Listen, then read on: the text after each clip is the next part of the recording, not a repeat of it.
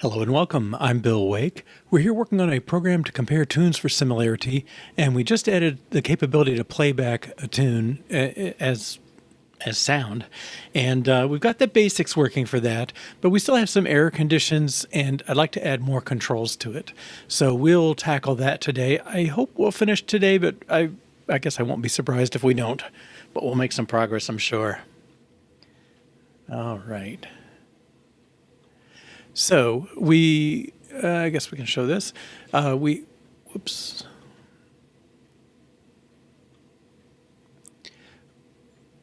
We have our app, and I've just opened a file. We can select a tune. I'm trying to remember a small one. I don't know. Let's see. We got a playback speed, and you can play the tune. Okay. That sounds like Deck the Halls with a little twist. Okay, and I don't know, it keeps playing even if I switch screens. I don't have a way to stop it. Okay, I picked one that's obviously not a short one. Oh well. All right, but the other thing we have going on, we have some error things going on. One is we get this message about the selection tag invalid, and I think, well, we'll find a way around that one. That's more on us when we're actually selecting this. We open this up, and it's not set to a valid tune. It should be one of these. If it doesn't have any tunes, it doesn't show. So that's okay. But that's not really what we want. I mean, I don't think it's any great harm. I think it'd be better if it selected one just to start with. So let's see that thing. So that's going to be the sound view. Let's clean out some of this. No. Okay, so sound view. Alrighty. So sound view owns the selected tune, and it's a string. That's going to be important because I'm going to turn it off in a moment. And then we select this section is if it's active. Is that true? Who has that label about inactive? Oh, controls. Yeah. Okay. Well, we pulled out a class. So here we got if stage options count is 0, meaning that thing's not defined, then we won't have it. Okay. Otherwise, we are going to use the controls. Okay. And controls, well, we got to coordinate with the sound stage, but what I want to do is make this an optional. I don't know if that's, I think that may be a way to make this work. And string must be unwrapped. Okay. This only happens if it's, well, that's interesting. It's going to blow up now. Let's make sure that's true. Once in a while, I don't know what I'm talking about, Not as rare as I wish. Did I say run? Okay. So my guess is this is fine, but once we open a file, I expect it to blow up. No, it did not. Nil is invalid, does not have a tag. Okay, so we've got to coordinate things. So when the sound stage consumes, see, at one point we had the selected one owned by this, and I think maybe that would be the best, because consume,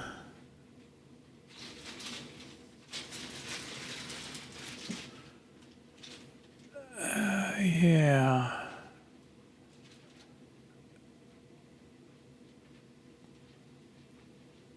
Okay, I don't know. Usually it's the examples I see, people don't do that, but people do these examples with constant arrays and stuff like that all the time, so they know what the control is. But when you open this options, well, it's going to start out empty.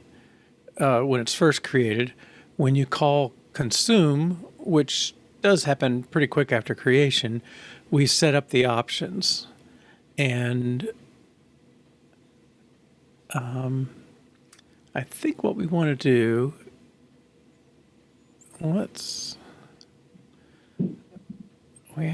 okay.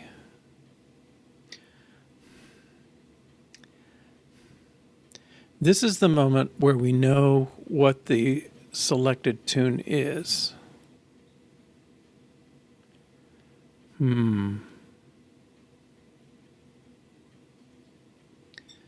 All right, so somehow we need to make sure when options updates that selected tune does. I guess being optional would do it.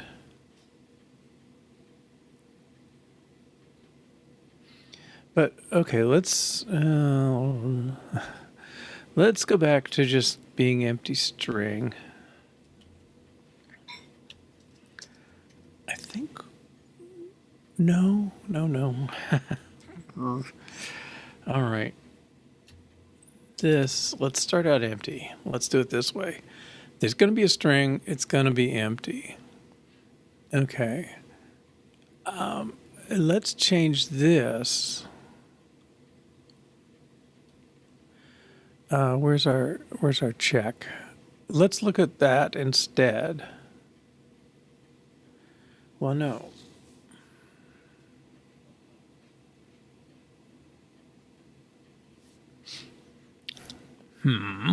Okay. I guess if I push this down, I can control it. Now, the thing is, it's also controlled by the picker. So the picker looks at selected tune and it changes it. That's the $sign there. But I guess if do I want to pass that to the stage?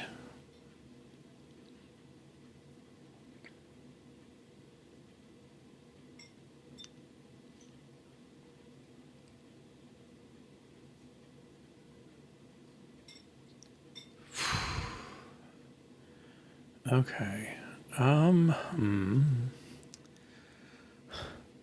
Such a pain.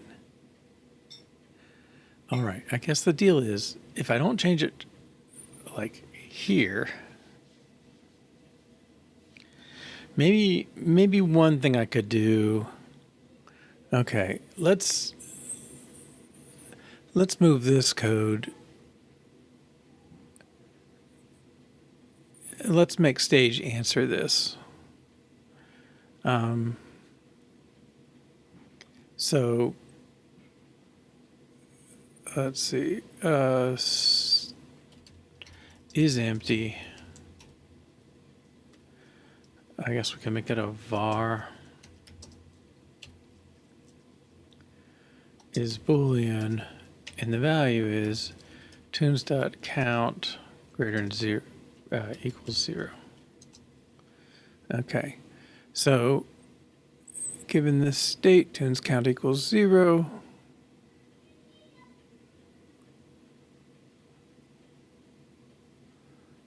Okay, this we can say stage is empty. Okay, that should just work. Hey, welcome. Let's see. So we're in the middle of this tune similarity program. I'll go through the process real quick here. You read a file. It's got the melody of a tune. At least that's all we have now. And you have these various analysis things. This one basically figures out whether the melody is going down or up. We're doing the no scaling, which is basically deck the halls. Da, da, da, da, da, da, da, da. You know, it goes up and down. But we wanted to do, we're working now on a playback tool. So we got, and I wish I knew which ones were small, but maybe number 3. We can speed it up and play it back.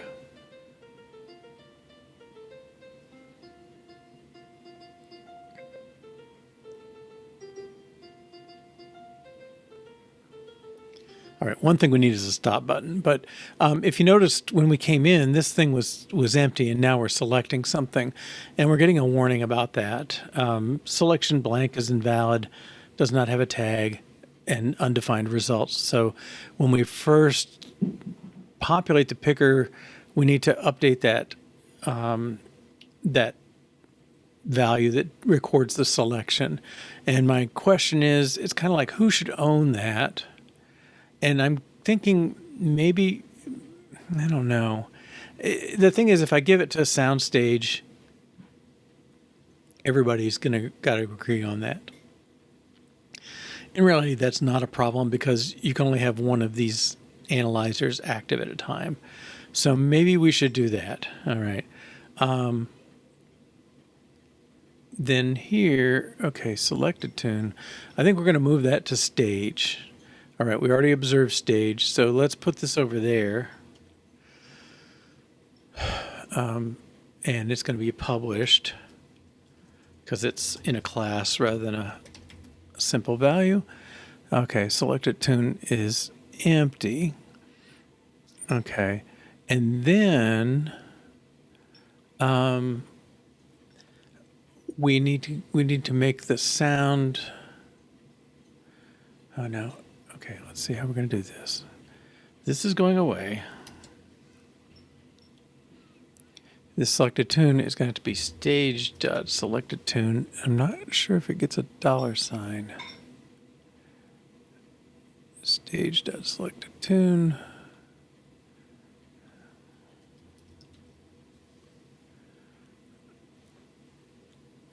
Well, we don't really need that there. We should make it public.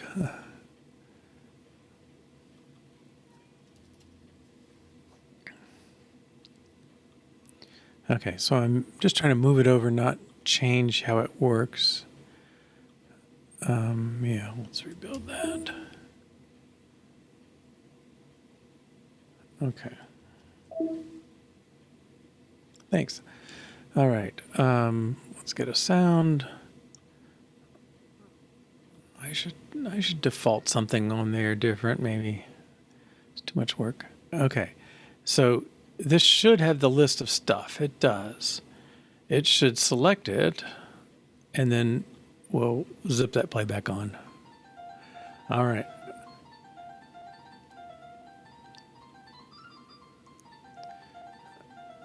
Alrighty, so that's good. All right, so let's commit that. Move selection over to soundstage.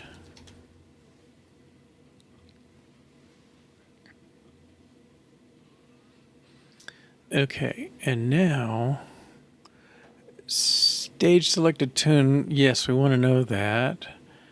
And this one, stage.play, I don't think we need to tell it the tune anymore since we're telling it a value in selected stage itself.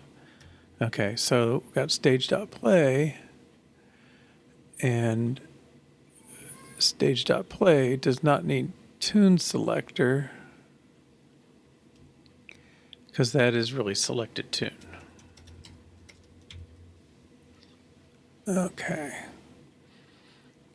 so I don't know. I hate manual testing, but I don't have good ways to test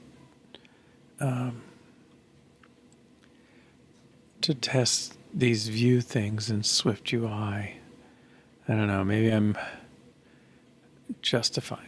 Okay, so the difference is it's still the same. Let's see. That one's pretty short. Okay, so are you a real complaint?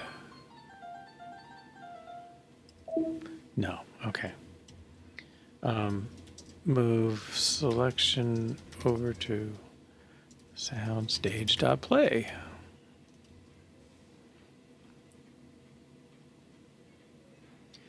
Okay, I think we're set now. Let's find somebody who tests consume.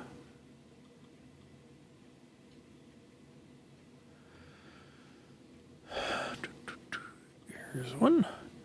knows available tunes.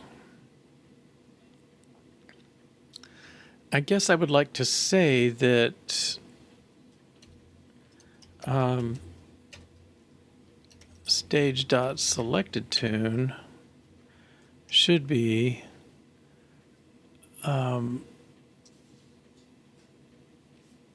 well, it should be this first one. Okay, and this test is going to fail because we don't enforce that. We only initialize it once. Whoops. Oh, I did not. Okay, we're going to have to work on this one.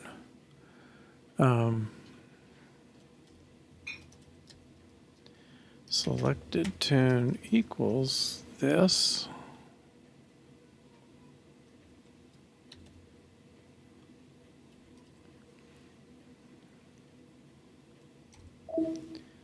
I didn't run my unit tests before.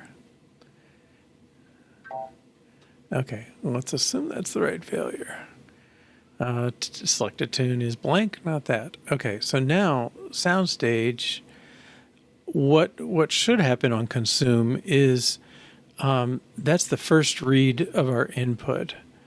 And that means we should be setting selected tune at the end of this. So this is options.first. And that kind of assumes there is one. I guess we'll leave it blank if it's not. Okay, also, we don't really use this output. Just borrow that. Okay, that should make our test pass.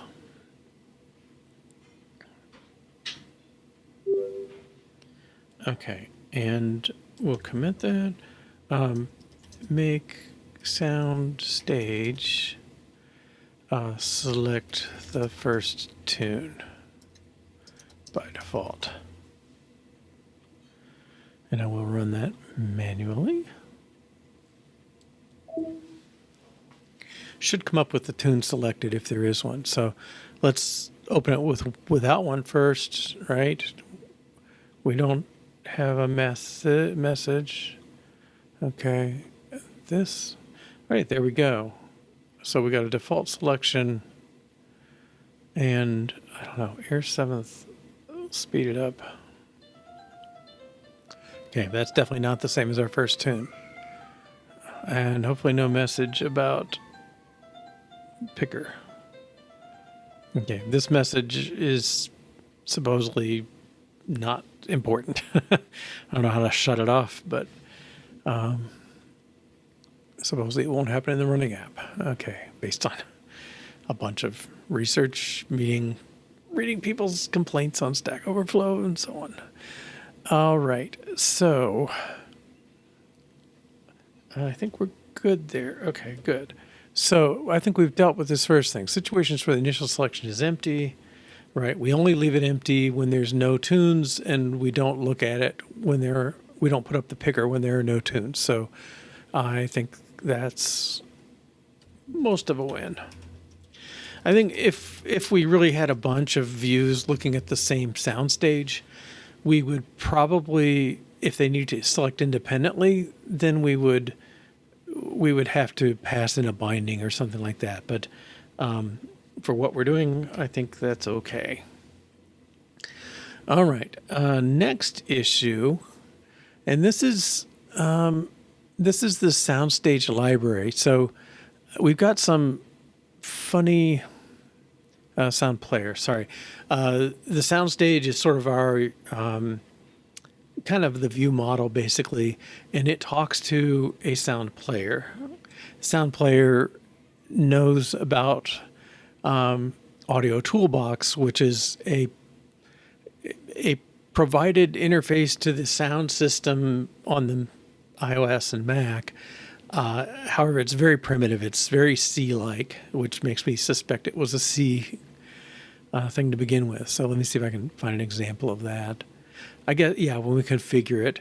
So we we pass in ampersand whatever to get the address of that, and it's going to plop the player in there when it creates it.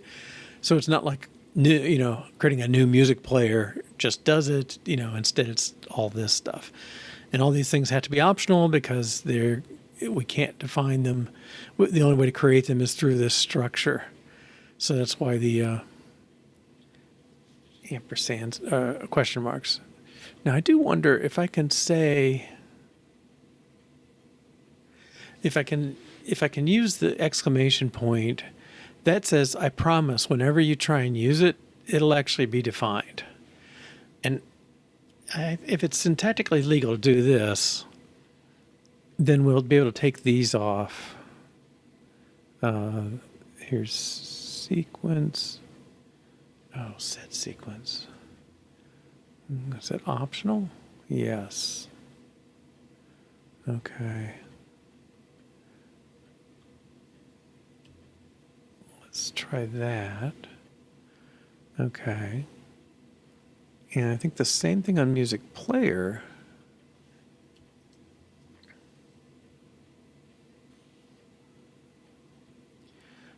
In the constructor, we call sound player to node info.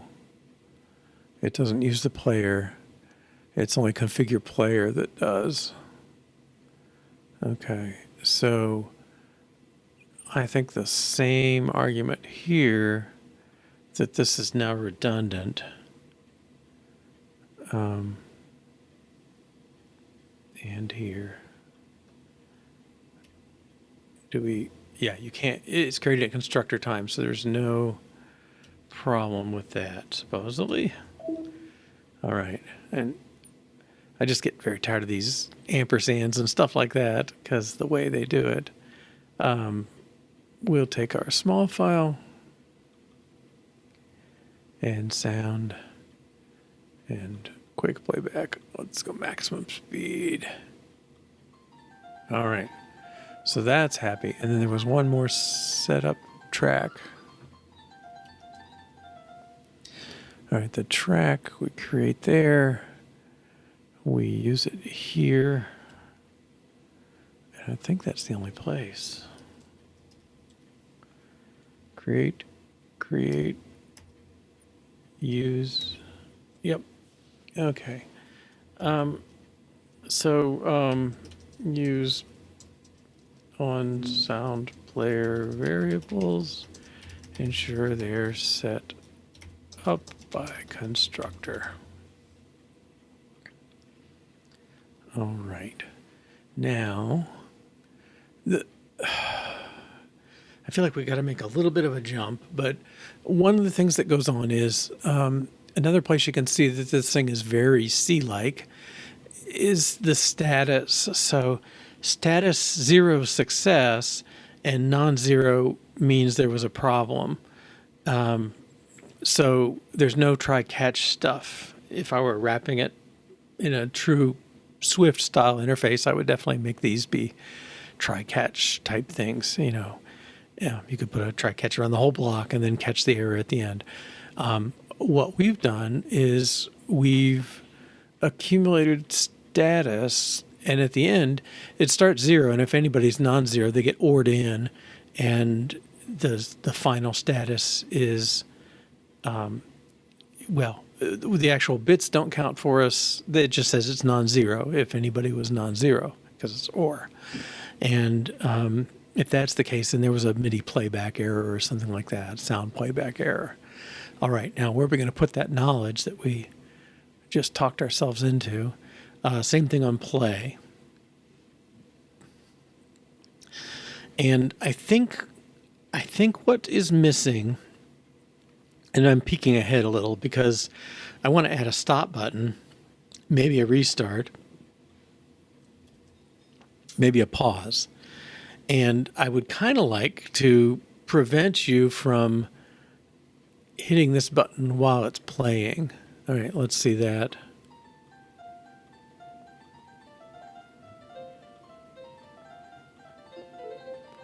All right, it doesn't mean anything. They're just all playing.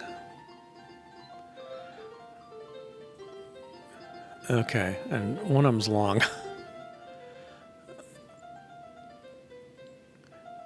Okay, so I don't know if there is a pause in that library. I suspect there is. I probably would know if I paid more attention, but all right. So where are we going to put these errors? Well,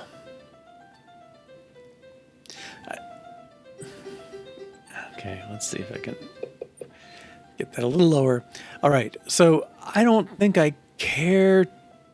Well, they can't be down here because the error has got to be something. I mean, ideally, I think we'd like to display it, and I think our stage is. Do syncs have messages? I think they might. Yeah, a sync can have a message. I almost could say a stage could have a message, but the sync does. Okay, and the message, we don't display it right now. There's no message here because there's no message. All right, but I think we should. And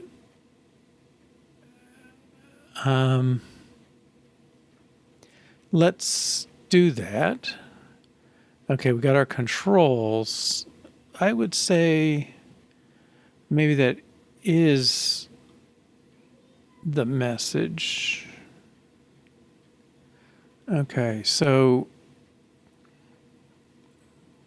the controls, there's our button. All right, so after our button,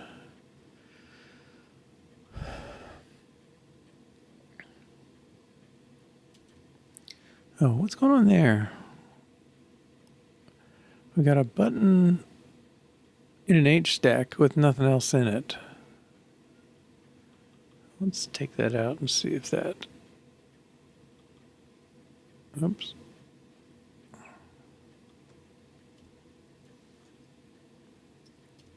Okay, and then I think we should say verbatim message, stage.message. All right, have I messed it up? No, I think I'm okay. All right, and then let's just put something in there so we see the message.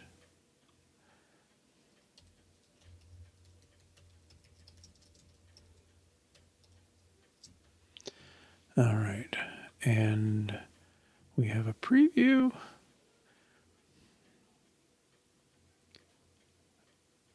Preview packet stage. Oh, there it is. Hi. Okay. So yeah, that is something we can show.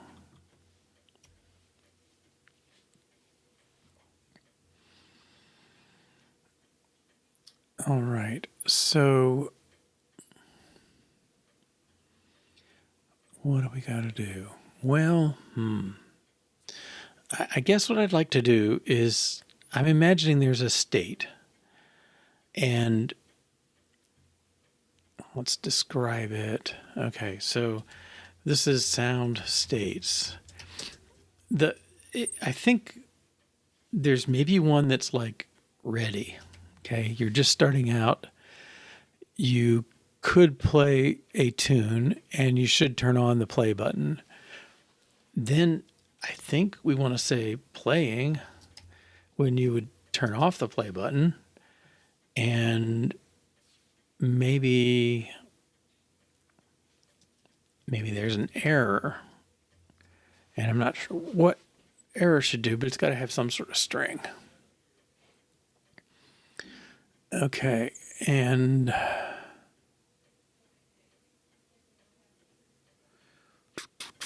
all right. If we had pause, we would have a state for pausing, and we'd have a another state. I don't know if we can track playing because we just it's just triggered. We call play here, and it set something and hit start, and we lose control of it. There's no more interaction. We've just started off a thread. We kind of demonstrated that by playing all those at once.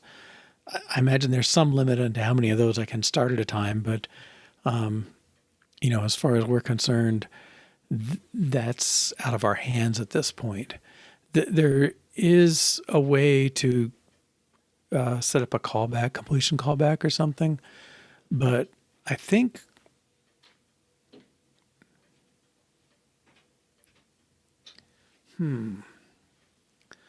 well, we'd like to own that status. Okay. Well, one thing is we got a status that's ready or playing. I don't know what it means. If the status started ready and then when it changed to playing. And if an error got caught, it changed to error.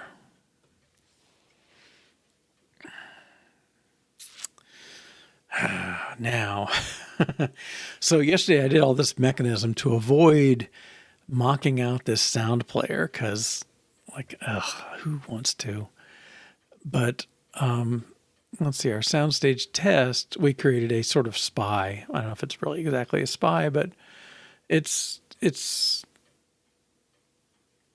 yeah, probably shouldn't call it a spy because it's not really doing the real job in this case. But we created this sort of test double. It's probably the generic term. And it just made sound stage, just like when you call sound player play, I want to get some control. But now I'm saying I want control in various points of here. I want to be able to make this thing fail or not fail. Okay. So I think there's a status. Well, we can put the status in at least ready and playing. Playing means we started playing at some point. Now, we can make that more accurate, but I think that'll be a start. So let's check that when you call sound player, its state should be ready. Okay, and I don't think we have any sound player tests. We do. Okay. Knows note info. Okay. We call player and it knows the notes. Let's also check that it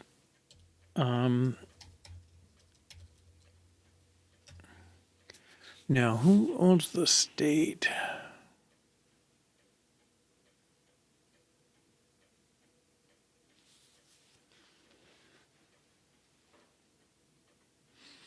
Right. So somehow we have to get this from the view down to the stage, down to us. And I think that means we got to give it a binding.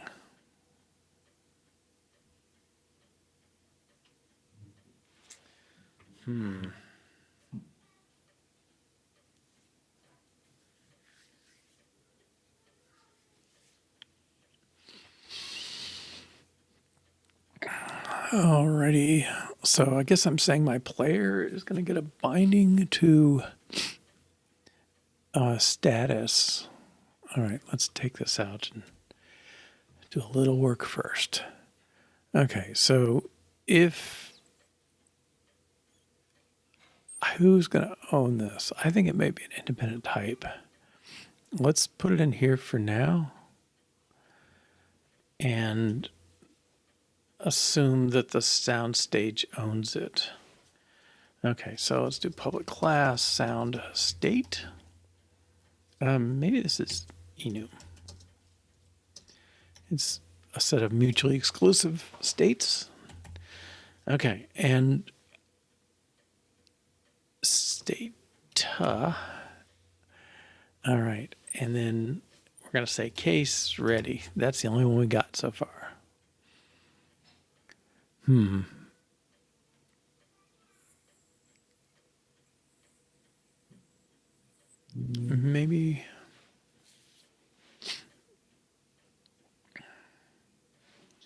it's time to put case error as well, and that's going to take a string. Okay, so let's give this thing a published variable sound state.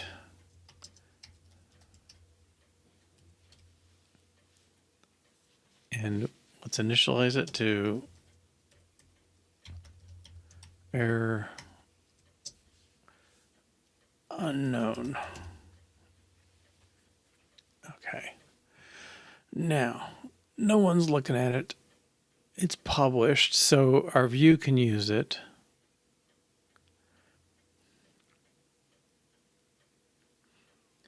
And our view, I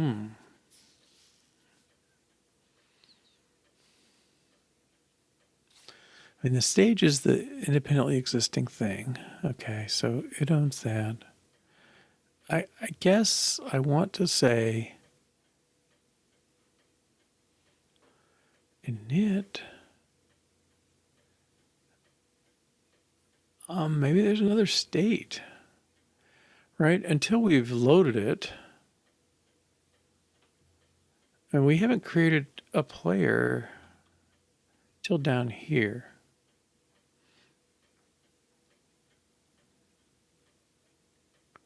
Sound player play. Where? No, we created it somewhere else. Sound player. Oh, yeah, right here. We created it. Okay, and it does not know. That does not exist until we hit the play button. Okay, so I think our state is going to be, there's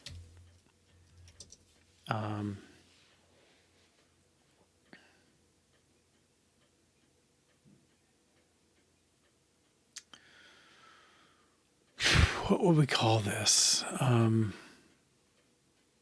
Uninitialized? Okay. And maybe that's our existing state. Well, I want to test sound stage and make sure it's doing the right thing. So let's available tunes. Okay, and let's make sure that stage.soundState should be .uninitialized. All right, this test will fail. Whoops. Sound state conform to equatable. Okay. Well, it'll generate it for us, I think.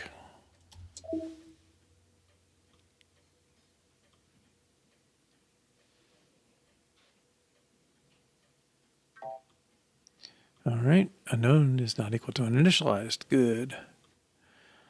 Okay, so let's start out uninitialized. Uninitialized. Let it spell it. All right, so uninitialized, and I guess that's going to pass.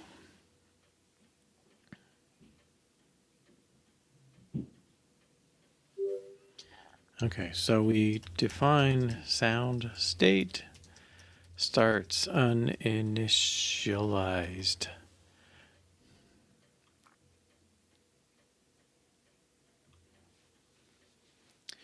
Now, I think well,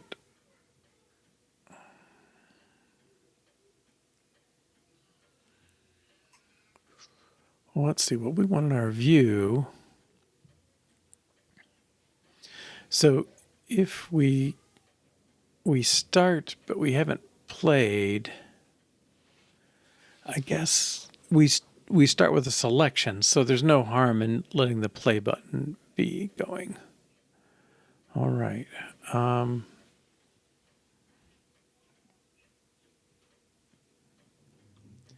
Okay, so I think the next stage, I think I want to pass that binding in.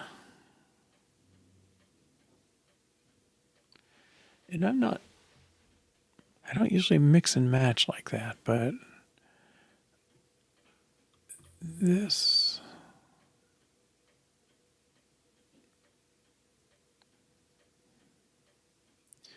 Okay, so I'm saying I want to pass the state down here and have it manipulated.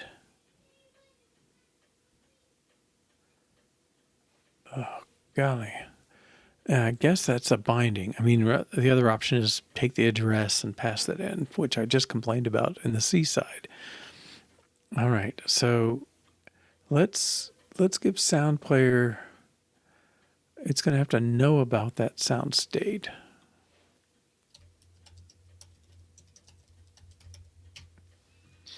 Okay, and right now it's not initialized.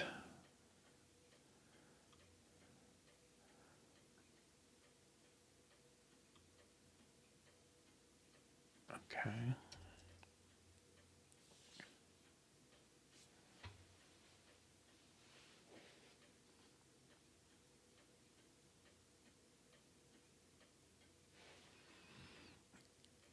And what I'm saying I want to pass in is a binding to a sound state.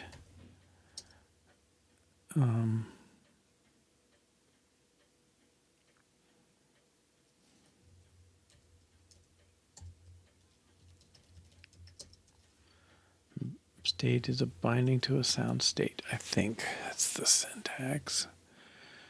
And I want to make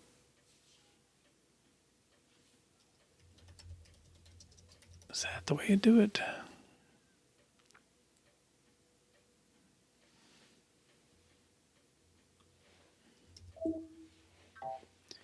No.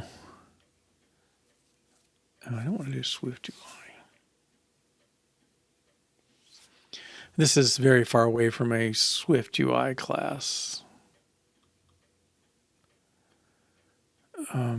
Sound stage just needs foundation.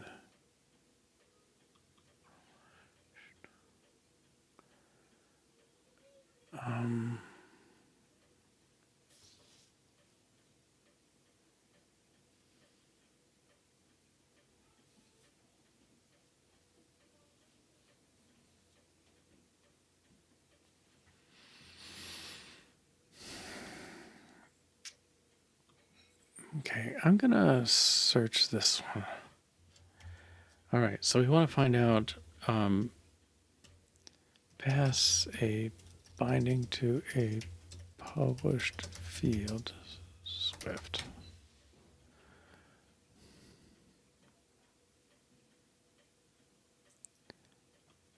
Yeah.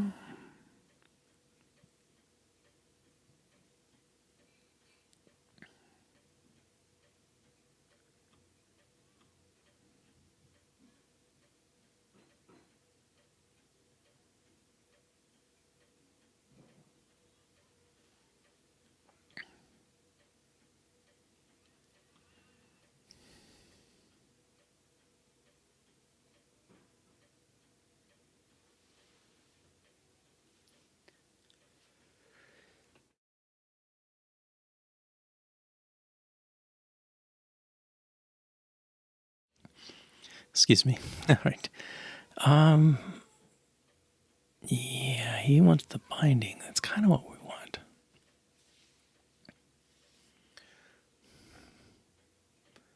Pass the reference.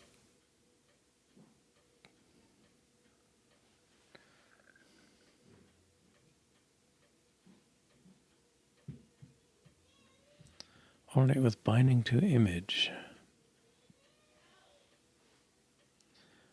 Some view binding. Yeah. All right, let's look at this more closely.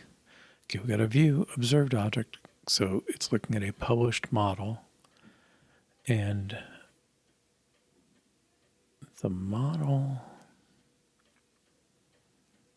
has data, fetch and create some, fine. And then there's a header view. Oh, we don't. No, that's not our situation. Okay. Observable object. Oh, well, this is kind of like we're doing, basically. View model, observable object.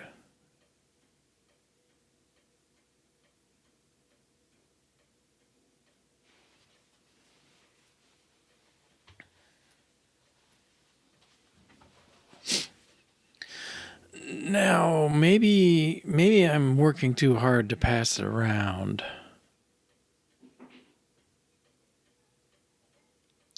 Okay, we can give access to the projected value, $sign.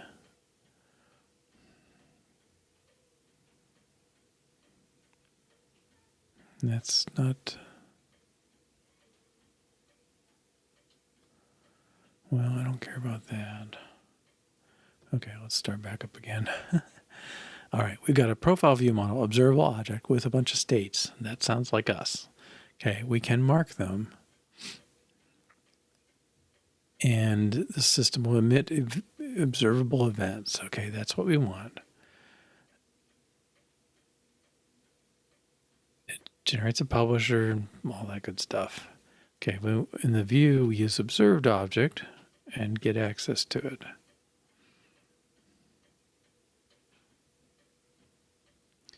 Oh, he's solving a different problem. He'd like to do this with the old style UI kit. Trigger before a model's updated.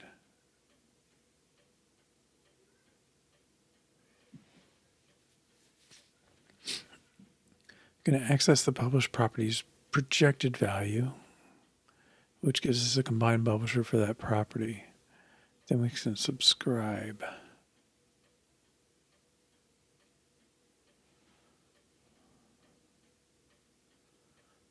$state. .sync. Yeah, okay, that's no. All right, maybe.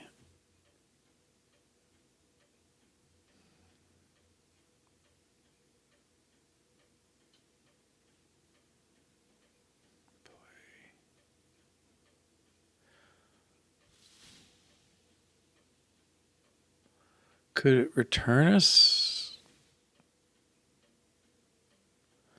Could it return us our state, maybe?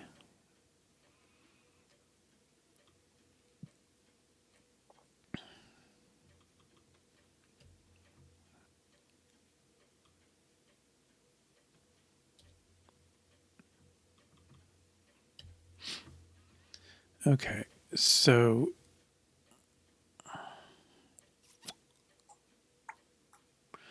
yeah, so I think what I want to say is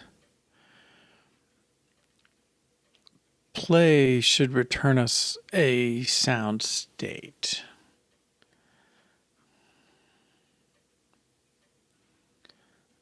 Okay, and so a player test, do we call play? We don't, because it's problematic.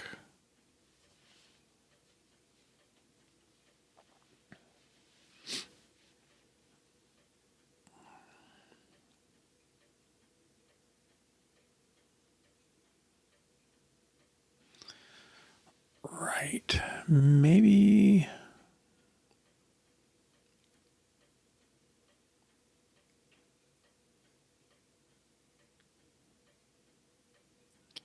Configure player.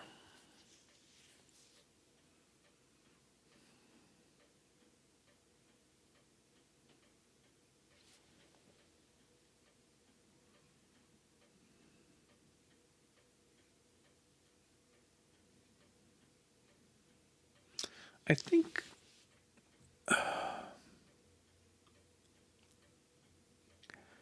think maybe this constructor, like, should we be holding a sound player? I think we're going to have to. All right, but I will say, I think play should tell us the status when it's done. All right, so, but I think that's going to be a test for us here. Okay. Sound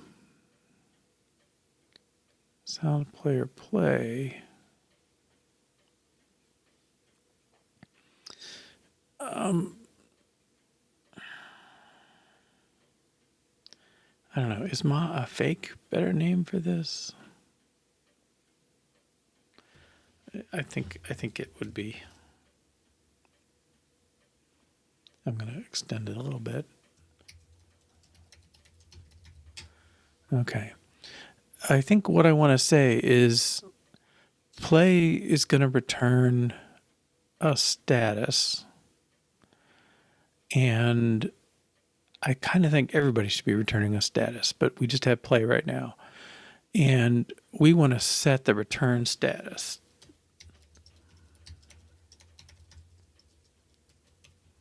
Is sound state,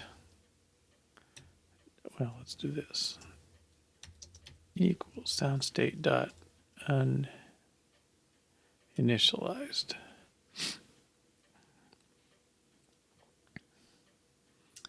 Okay, and then sound player play, I believe, should return this. So it should return a sound state. Okay, this does not, let's just say return uninitialized for now. Okay, so sound player play result is ignored. Yes. Okay. Sound player tests. All right. So we call play here. All right. So I would like to assert that this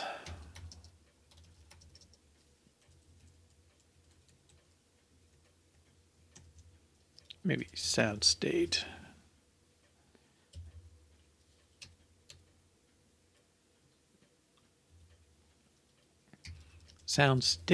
should be playing. Okay. Inferred to have type nothing. Ooh, that's not. Okay. Playing. Let's get play to return us a state.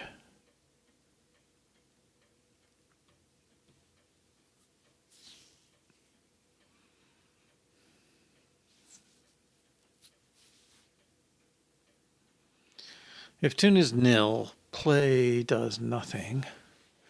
I don't think it should affect the state.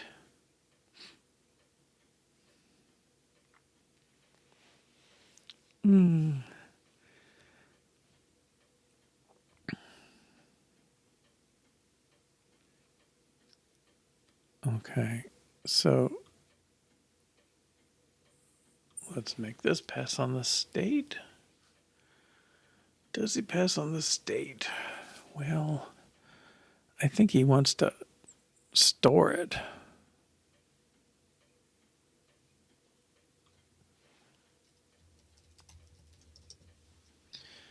Okay, so my assertion is not, this should be stage.play, but I want to assert that stage.soundstate should be playing. Sound state has no member playing. Really?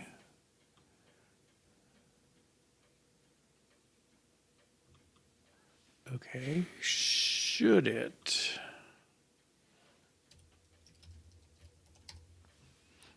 Okay. All right, so if you run play, and then we're going to have to configure this.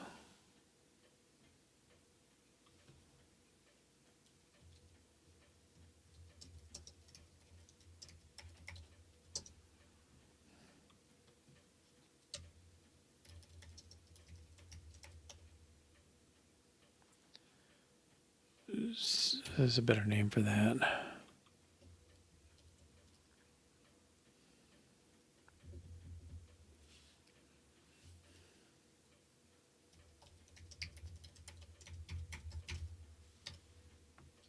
Okay, so this configuring our fake, I guess you'd say.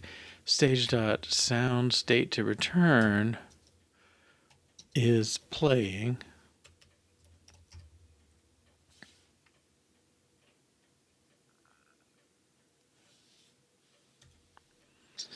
Okay. Then we're going to make sure stage actually puts that into the sound state. All right, I think we're there. This mocks, they always turn my head around. Playback equals speed, return this. Okay, so sound player to play is going to return a state, and then the caller is going to be responsible for, the play method is responsible for updating it. Okay, I think that sounds right, and this should be a failing test. This one. Whoa. Okay.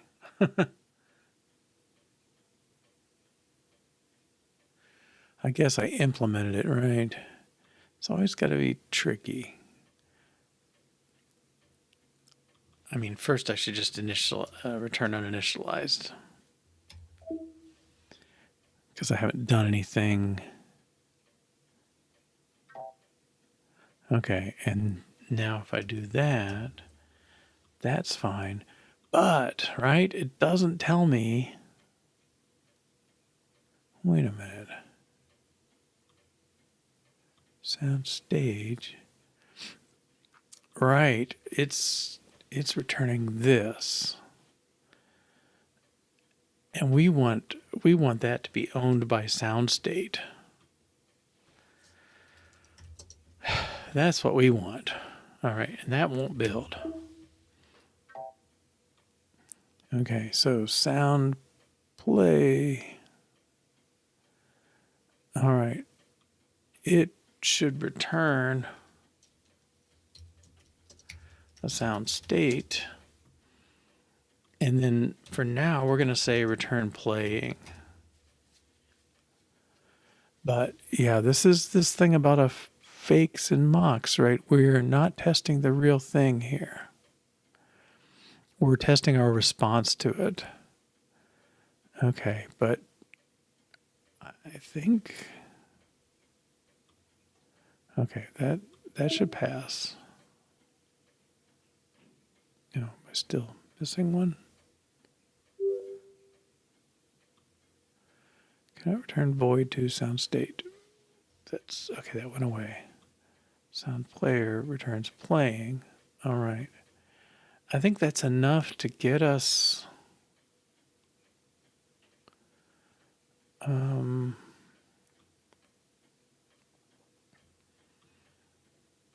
make our view do something.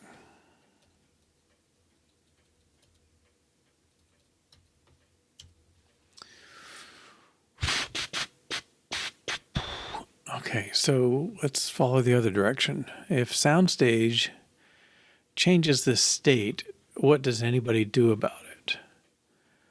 I think SoundView needs to take it into account.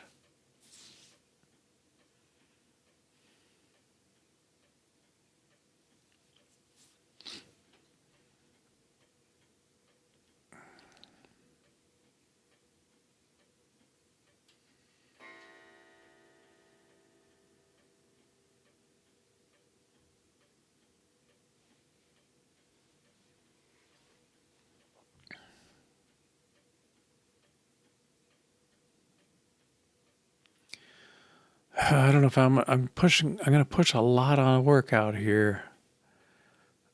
I guess what I want is the message. I want the message to change when the sound state changes.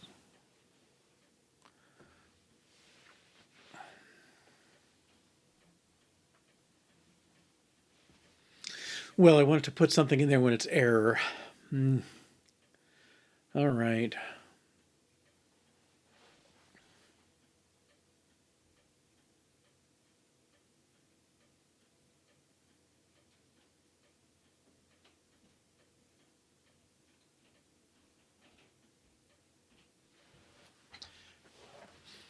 Let's look at our states. Okay, if it's uninitialized, the play button should work. Ready, the play button should work. We don't even know what ready means yet. Playing, the play button. Probably should turn to a pause button if that's what we support. But I guess we would leave it available for now. And then error, we want to put a message out. Okay. I mean, really, it's more like we want to do that here.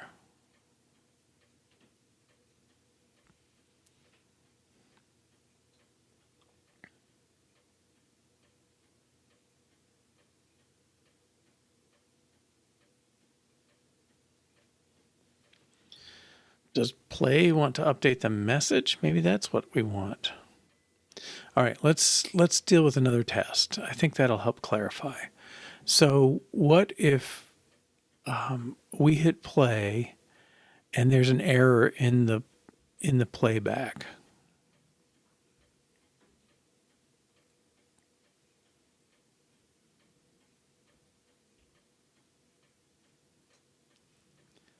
Okay, so when we select a tune, let's see what we got there.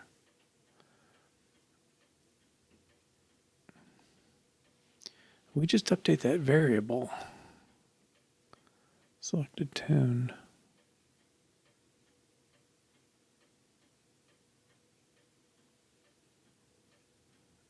We use it here.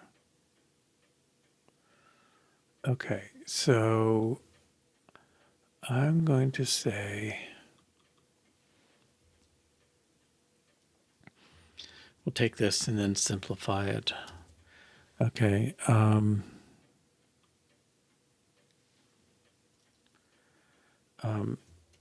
Error in play updates message.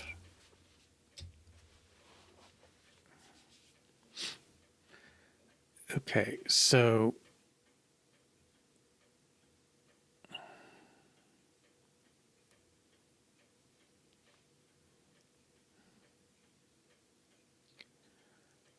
I want to say, okay, well, creator's fake soundstage. We'll create tune 0.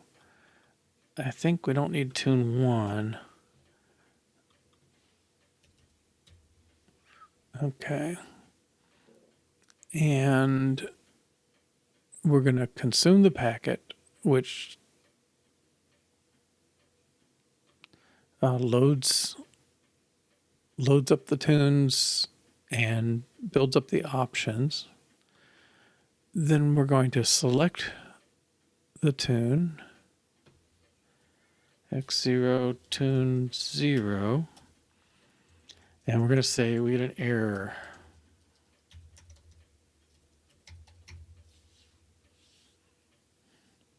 And I don't even think we need that string on there, because we don't have enough information to do anything with it. Maybe that's a refinement, but right now we don't. Okay, we're going to say, when you try and play this, you're going to get an error. All right, we don't care about notes played, playback speed.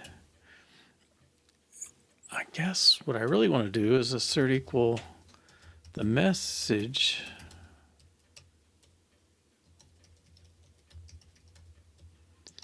It should be like error in playback. Okay, now there's definitely nothing that's going to do that.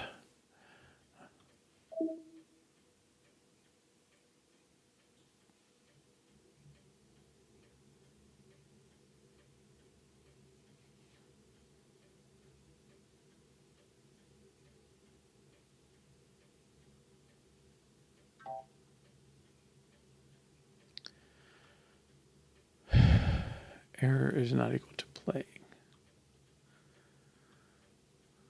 Error.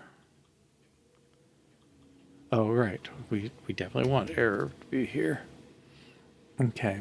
And the message is blank. Okay. So I think what should happen is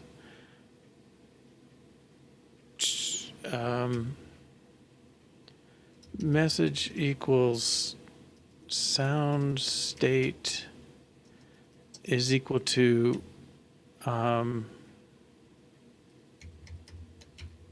error, then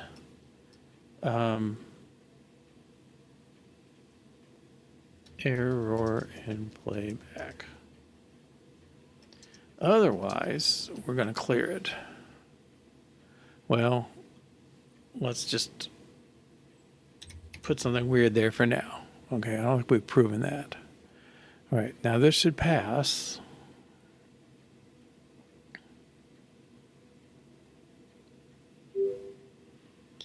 Okay, but this one, if you play successfully, we want the message to be empty.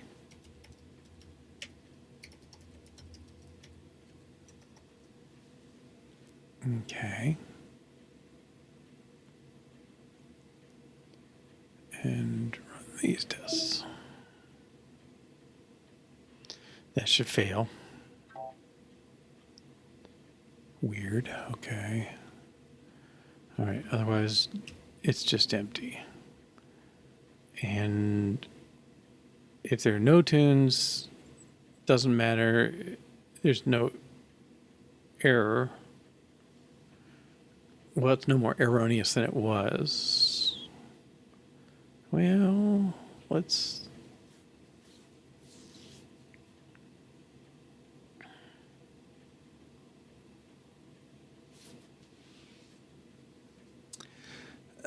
let's say, I want to say, if you play and got an error,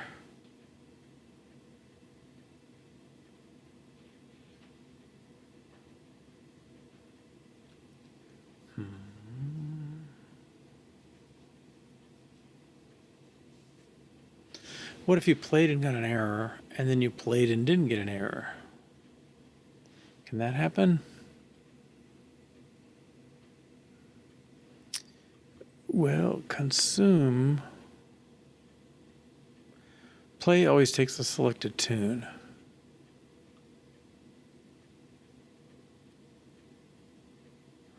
So yeah, I guess that could happen. If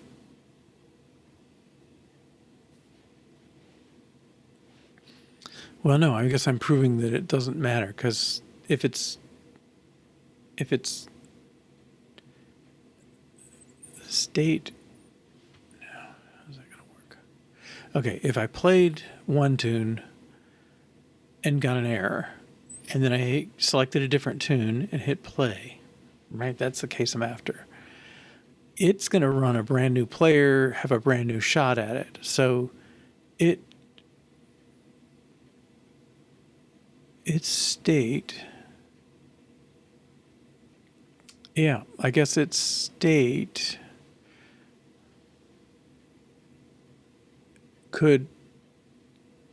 might not change.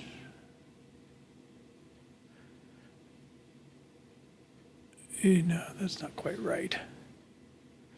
Because if there is another tune, we select, we hit play. I guess one way or the other at the bottom, we're choosing, is it an error or not? And if you had no tunes, that should clean out, right? I guess consume should clear out the message. Let's make sure that happens.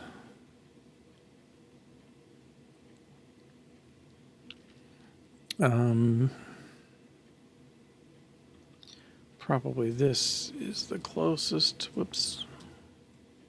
Ugh.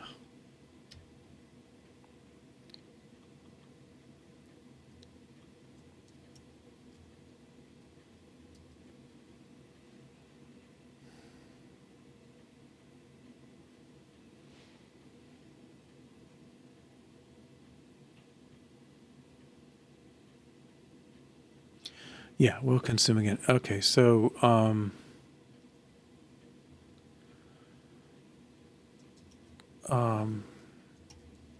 consuming packet clears errors. That's what we want. Clears message.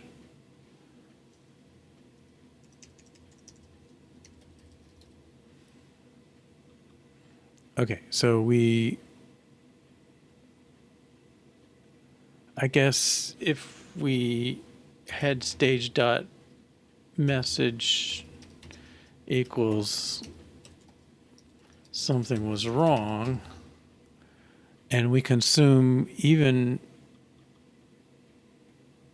an empty packet,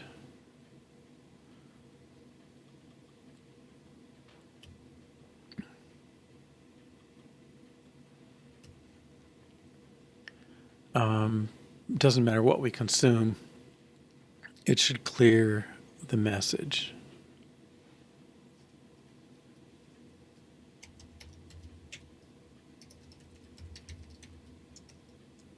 All right, I think this one's going to fail.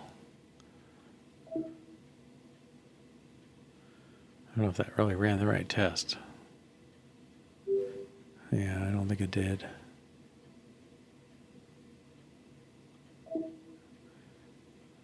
Yeah.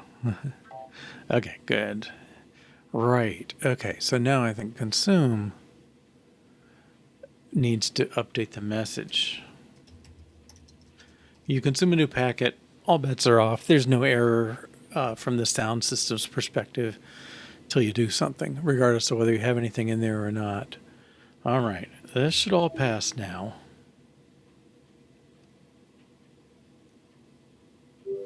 Good. Okay, and let's double check what we did. All right, so we make the sound player return the sound state.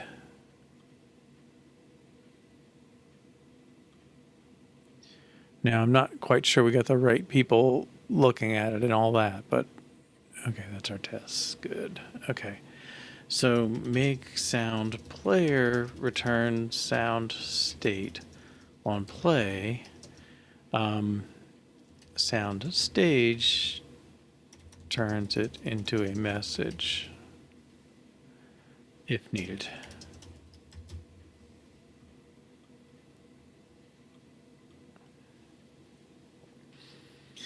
Okay, now, so my principle here is Soundstage owns the state it publishes. I don't know if it needs to, because we may not, well, I guess we do need to publish that. Eventually the view is going to care. Like, should it provide a play button?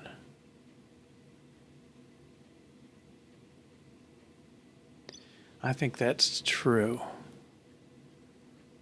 Okay. All right, where are we on this? Capture errors. We haven't actually captured any errors yet. All right. So, don't know if this is. I think what we've proved is if you do get errors, we will put a message out. But we haven't dealt with errors here. Okay. And I think that needs to be, this needs to be up top.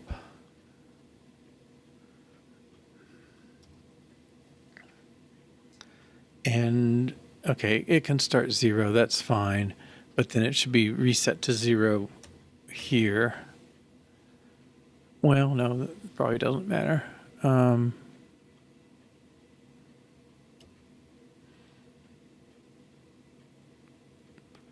That should be status, right? Okay. Status equals 0. Okay, so the only way to reset status is to rebuild this thing. Okay. Oh, var. Var status. What's the problem? Well, there is no problem. Okay, and then I think this has to be the same, and I don't think this is going to break anybody. We're just accumulating failures as long as we're running this player. And once it does, okay. Now, can I see this somehow?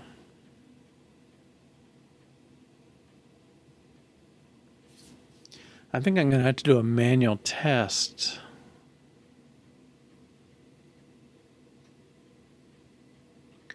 Okay, so I'm going to do a very manual test. I don't know. I don't really have a way to...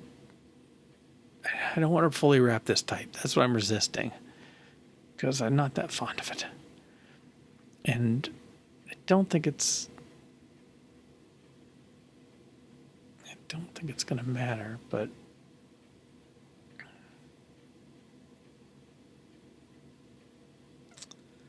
all right. So my theory is if I return error instead of playing, that will do the right thing. Okay, so we're going to simulate the status. Okay, so sound, let's open up our small file. Okay, so it doesn't stop it.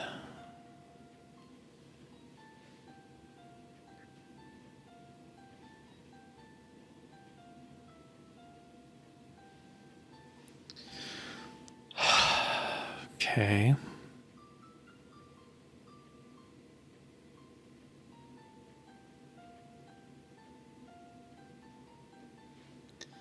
All right, I think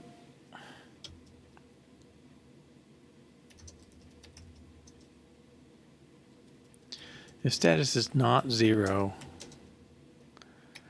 then return error.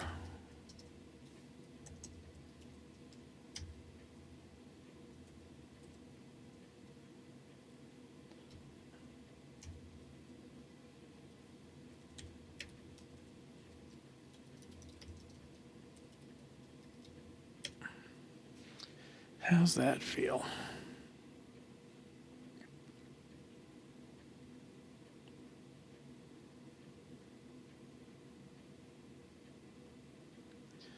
So we'll let it play if it tries to play.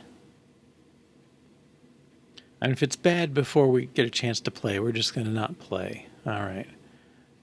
And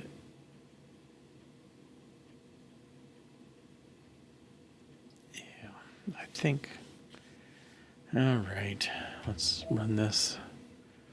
This should just work when it works. Okay, I'm just going to make sure the happy path is still good. We can see here number 3 is short. Okay, relatively. We'll play it quickly. Should just work. Okay.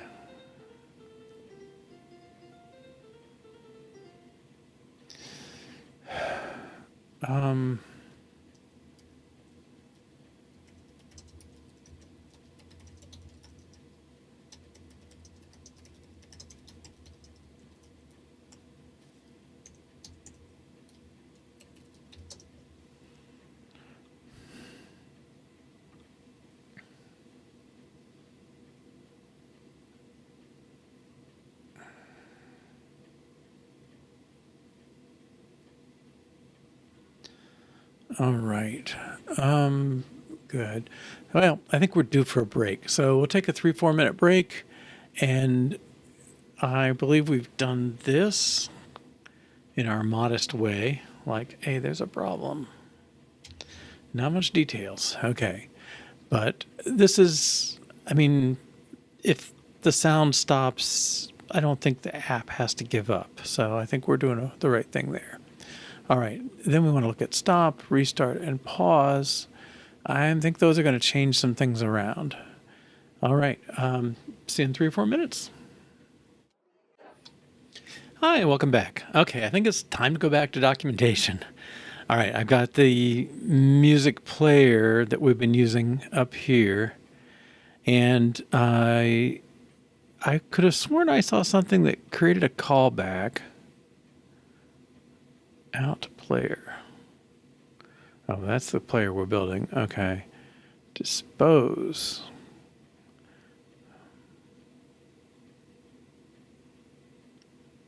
Wonder if we have to do that.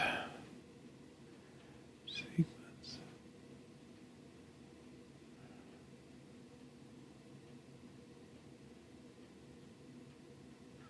I could have sworn there's a callback. There's a start, there's a stop. There is no pause.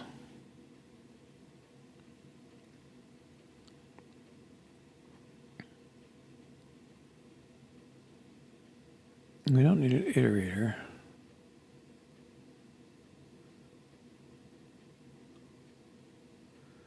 We don't need extended note-ons. Music event. Okay, that's different messages we could send. They're more complicated. Device note params. No.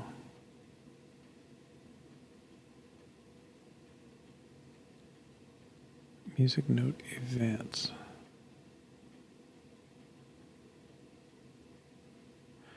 I really could have thought I knew about a callback. Audio tool box callback Swift.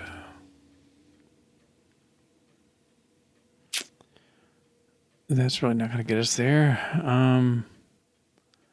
To know when the sound is finished playing. That's kind of what we want to know. Audio services play system sound. That's different.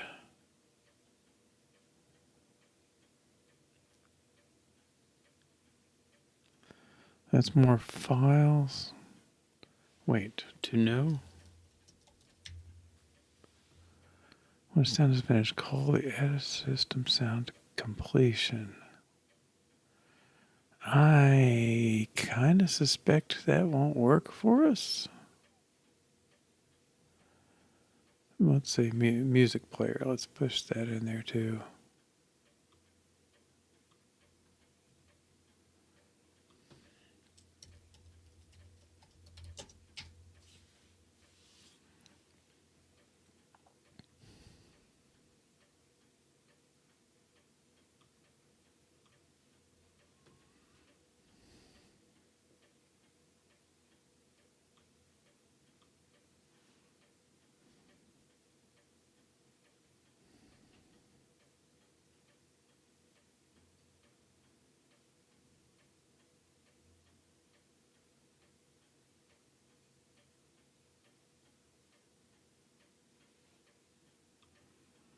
And maybe I should be doing a dispose. Let's add that to our to-dos just to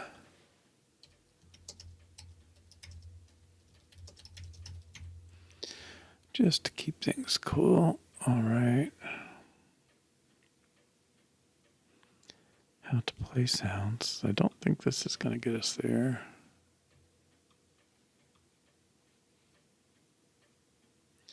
And we have is playing, interestingly.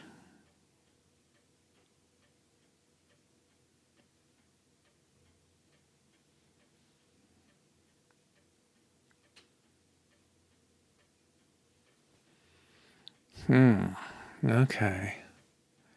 Let's go back here. Music player. All right. That's passing in the player. Timestamp.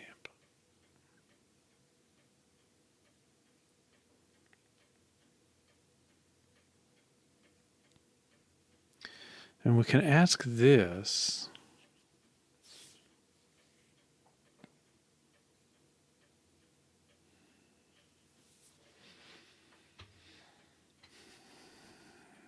Fair enough.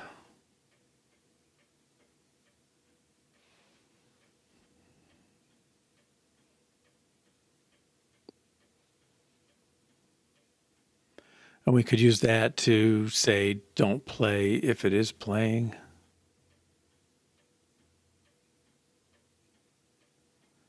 Event iterators, no. Sequences, that's more fancy editing. If you were doing a MIDI editor, you'd love that stuff. Tracks, kind of the same thing. Oh, can we get a... Now, if we had a callback from the track when it finished, that would be good enough because we only have one track.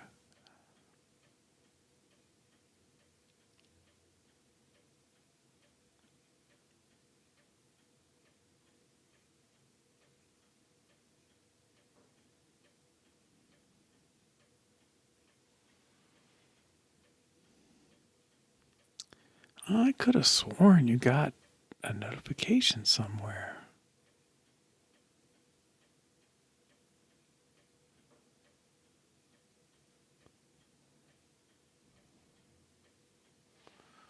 Audio units, we don't care.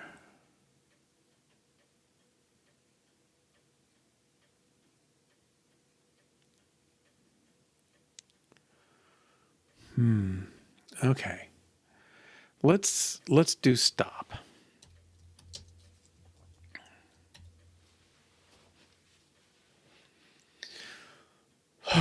Okay, so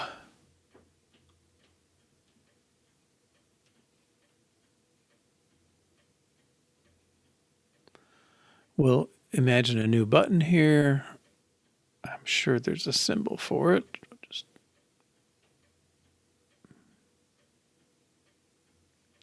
I think I pulled these controls down somewhere. Or did I just do anything that sounded like music? Okay, not players. There's a media category somewhere here, I think.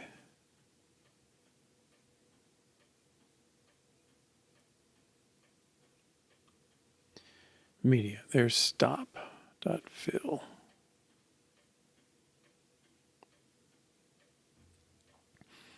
All right, let's start from the view level first.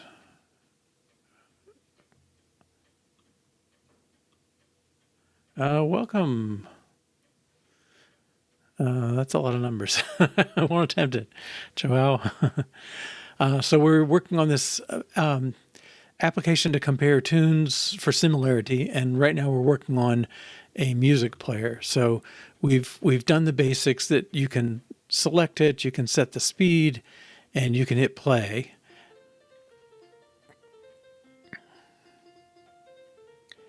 Okay, that's a little too fast, but anyway, we'd like a stop button, so we're going to work on that next. And then we've been trying to figure out, like, should this be a pause? Can we restart? It doesn't look like the player has the capability of pausing, the one we have anymore. Anyway, and so I don't think there's need for a restart. So I don't think these are going to happen. But stop button does make sense. And another question we have is, can you prevent play while it's playing? And I think we can. We ought to do a little work on that.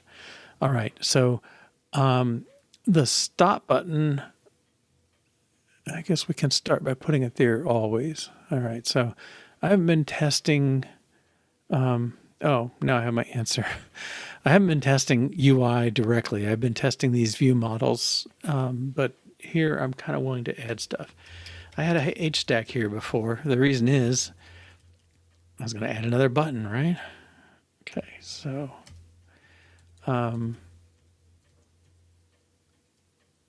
but I think this applies to everybody here. Okay, so we want a new button.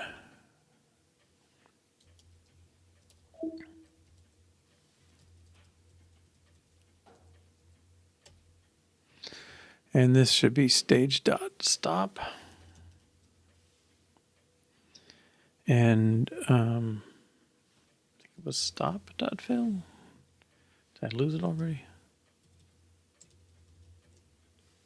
Stop.fill. Okay. This method doesn't exist.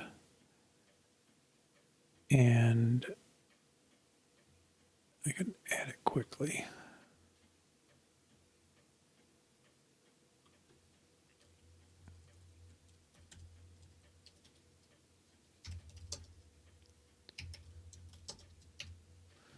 Okay, well, I do nothing there. So this should build.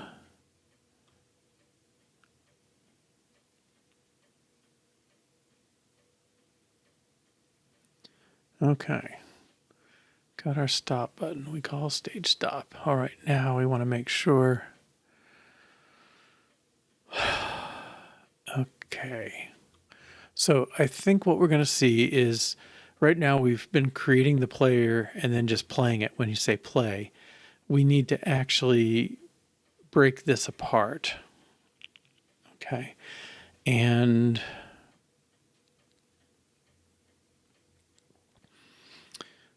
when do we want to do this? Okay, so I think the deal is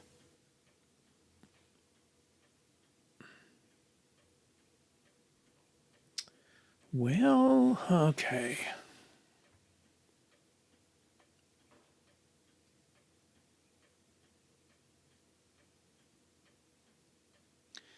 If I keep that player around, that seems like a good thing. But I'm only going to keep it when it creates it.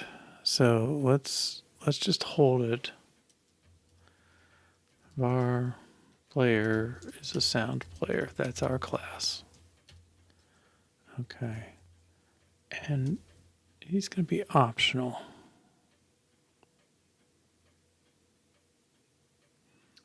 Okay. And so play is going to build up the player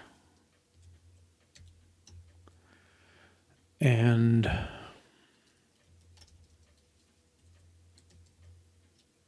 do this. All right.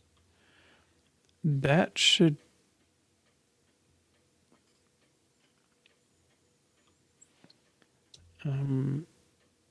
if it's here, we know it's there. Okay.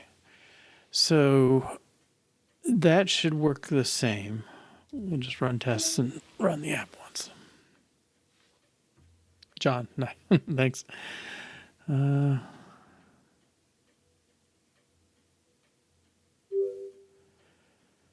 right.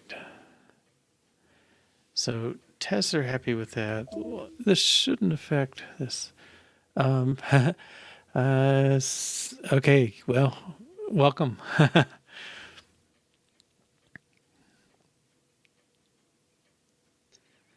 I used to know how to say walnuts in Portuguese, and that was about it. So,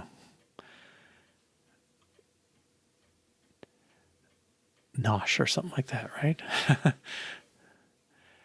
Okay, so we're running. We'll just do this same small file. I'm gonna switch us someday so we can just get an automatic file. We'll take number 3 as simple. This should be fine. Okay, stop should do nothing. All right. I should leave that speed up because we don't really care what it's doing. Okay. Right. So stop. Well, I had this sound player play. I think maybe I need a sound player stop. I don't know. I feel like I'm working around things more than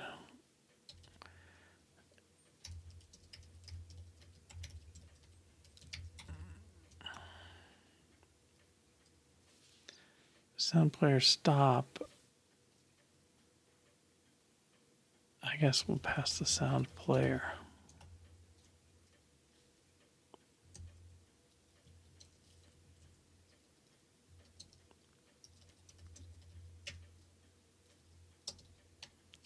Okay, I'm still not doing anything here. I'm just layering stuff in that I want. This is optional. Okay, so, whoops, sound, capital lower S. Okay, so just like we check that play does something, I think we're going to check stop as well. So let's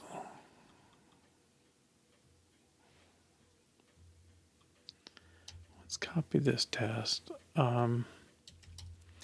Okay, so stop.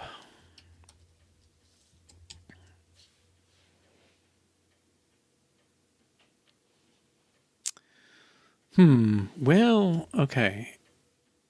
Stop. What does it do? I guess the main case is if you're playing, it's going to call stop. Okay. And I guess we will check our fake here.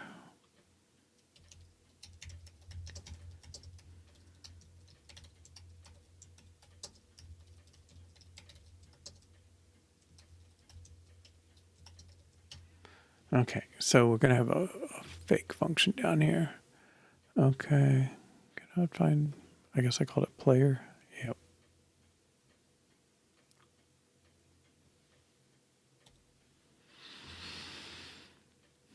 Okay, so if we basically we want to say if it's playing, then stop.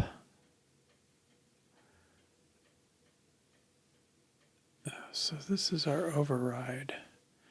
Yeah, once again,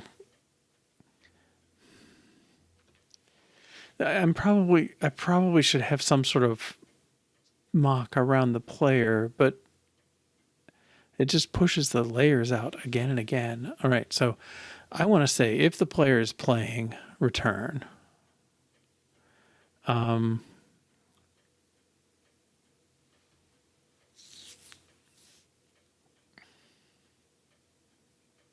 Sorry, if the player is not playing, return. And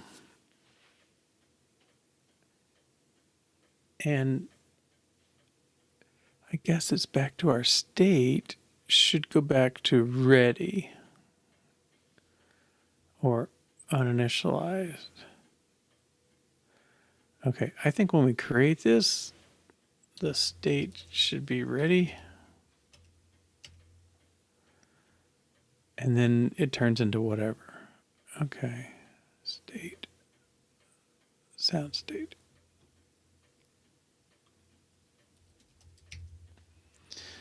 Okay.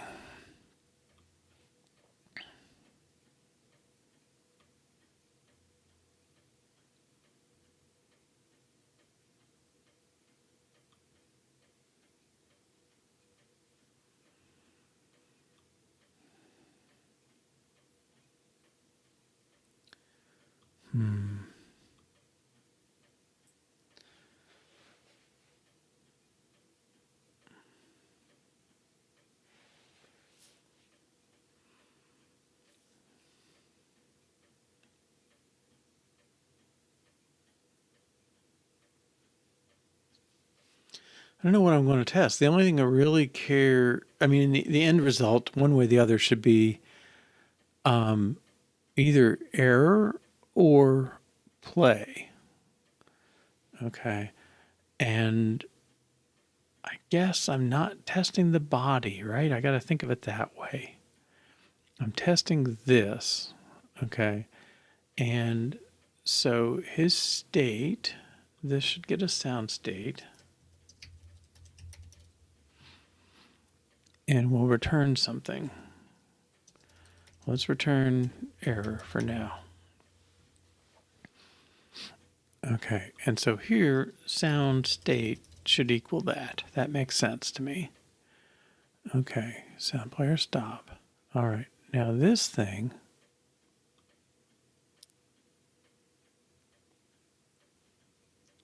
let's go to sound player. I mean, he's going to have a stop just like he has a play. Okay, and this one I'm explicitly not testing.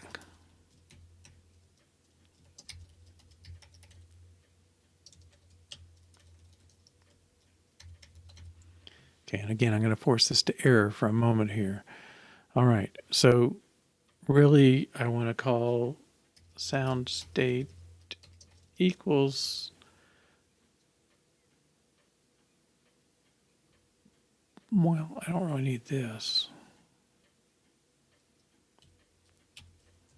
And the reason we kept player around was so we could use it for this. Player.stop. Okay, if there is no player, we do nothing. That is all right.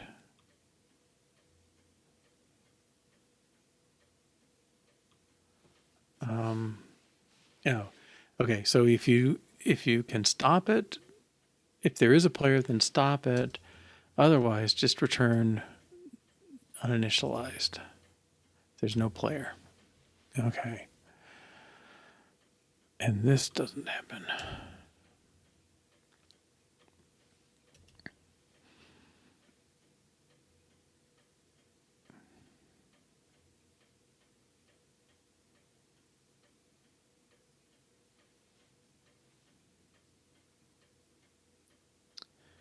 Okay. And do I need to return it? Let's just return it. Okay. I don't know. It's a little weird. We got a side effect and a return value. It's a little weak. Excuse me. All right. Now we hit stop. We take the state we return from there, and that thing is player stop and do its thing. I don't think there's a test for that.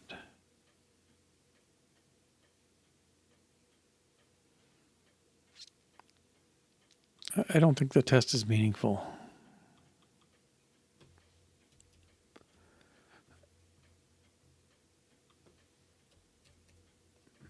Okay. Stop at the end. Yeah.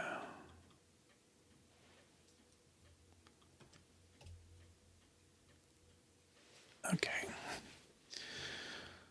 I may regret it, but okay. I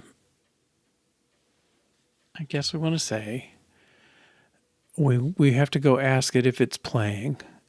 If it's not playing, return. If it is, it might finish in the 10th of a second between call and result. But I think that's okay. We'll avoid some problems. Okay, player stop. There was an is playing somewhere up here. Is playing. Okay. Not sure what a Darwin Boolean is, but if it started played and not explicitly stopped, it's true. If the sequence is completed, out is playing is true. Huh.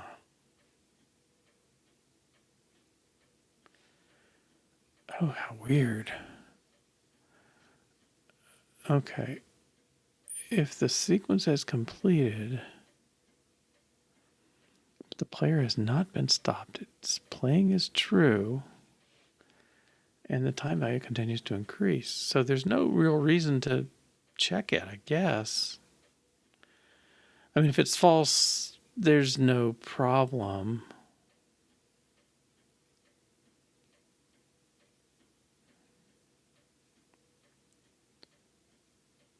I guess this would prevent us from hitting stop twice.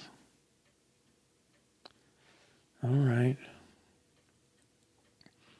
Let's see what stop says.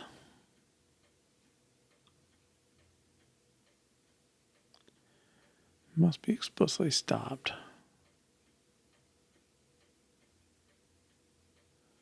Okay. Huh. Okay. But we get no playback. So maybe this is the thing. Host time for beats. In beats. Music timestamp.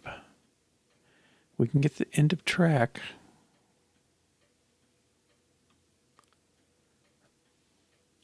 You give it a track? No.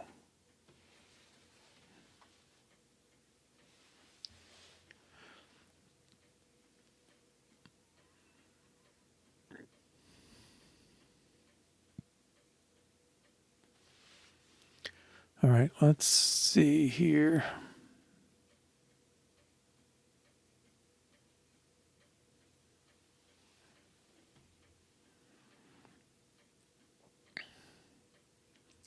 All right, I'm going to add another thing to our to-dos. This is, I don't know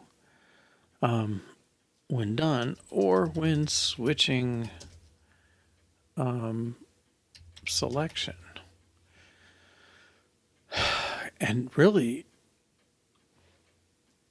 it's stop and dispose, right? It says it's just playing forever until we stop it. Like, how much do we want that? Timestamp. All right. So get host time for beat. Get the host time associated with specific beat. And what does this host time mean? Thanks. In beats value. It's only valid, but what the heck does it do? The music player you're querying, the beat number you want the host time for.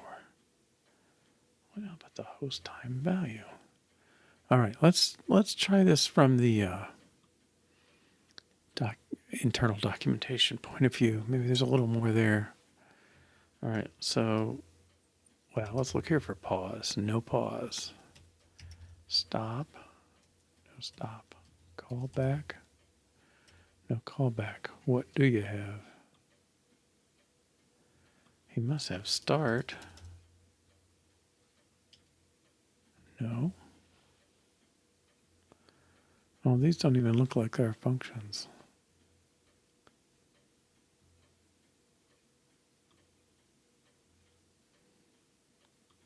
Let's try this. Music player. Okay.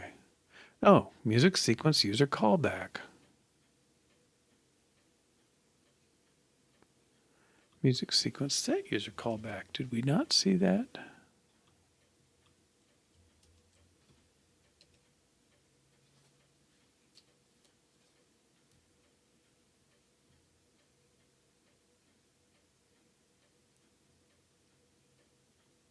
Music sequence. Those are not sequences. Music sequence. Set callback. Okay.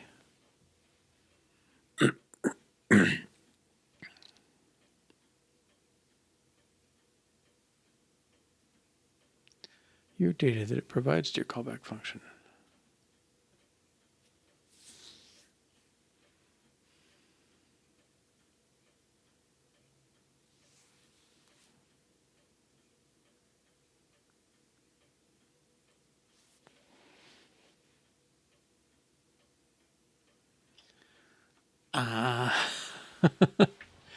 Invokes your callback for each user event added to a track. Is that when it's adding it? User events will be chased when set time is called. In that case, the in-start slice beat and int slice beat will be the same value. Usually when you're scheduled for playback, the following applies. Start beat, listen, end slice beat. But if you're looping, I don't know. We'll have to play with that one, I guess. But let's keep this name handy because registers a callback. The sequence, a callback function. Maybe it's got more information on there. If you named your function, you declare it like this. Whoops. All right. Let's put this in our to-do. Just as background, because I knew I saw something. Okay. Music player.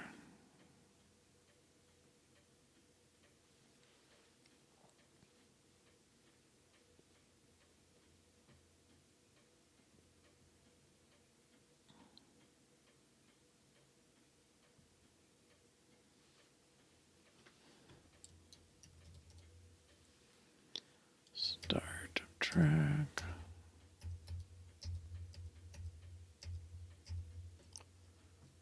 Let's look for start. Music player start. Okay.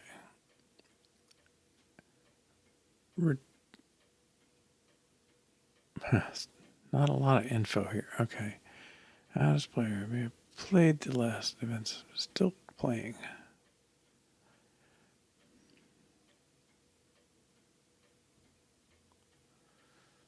New sequence. Okay. Default tempo 120. Beat based. I'm not sure I know what that means.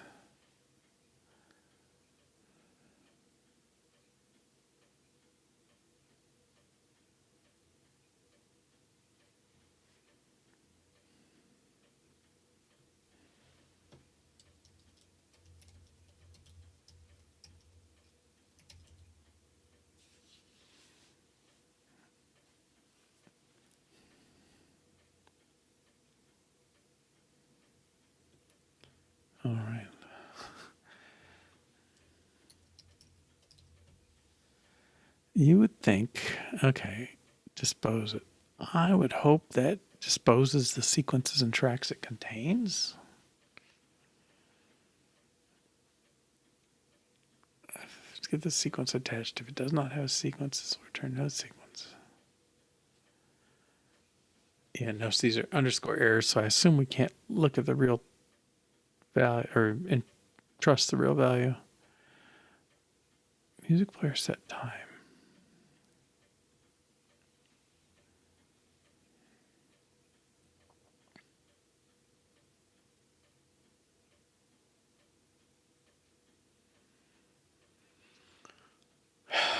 Okay. Well, it doesn't promise the example here and doesn't have it.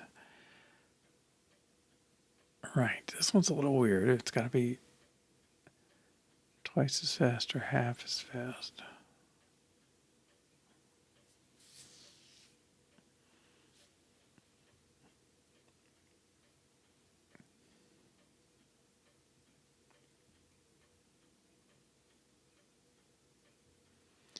Cannot be disposed while a player has it.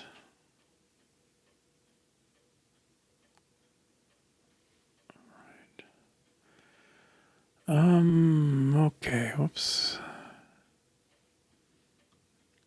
Where were we? Sound player, stop. Okay. I guess we are going to say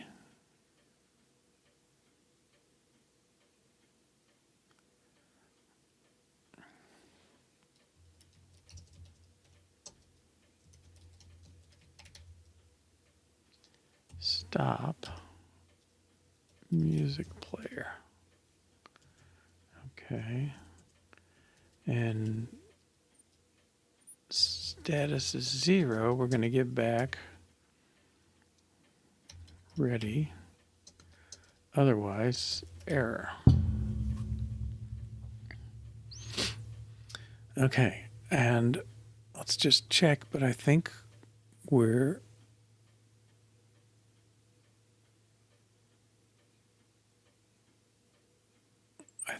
there end to end, right? This calls stage.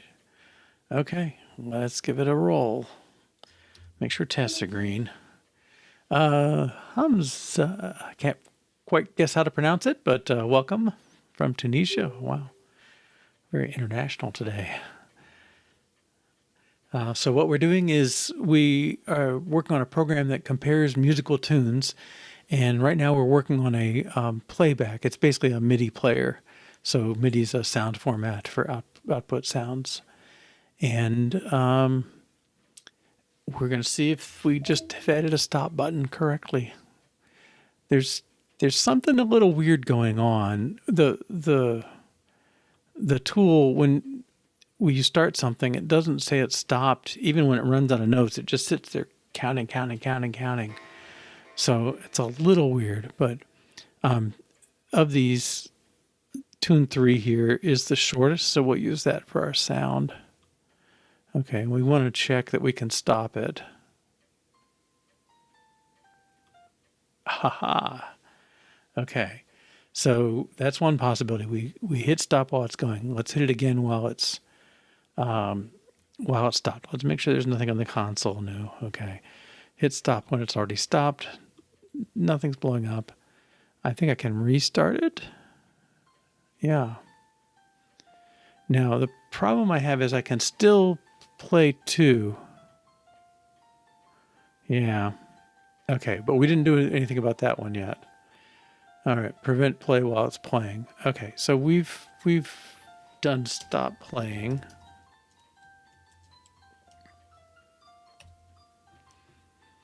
Ignore the sound. All right. There we go.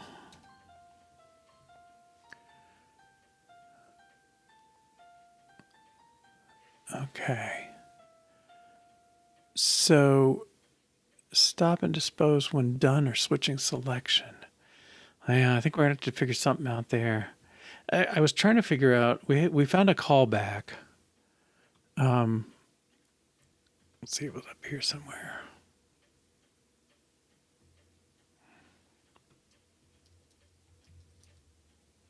Okay. Music sequence can have a callback.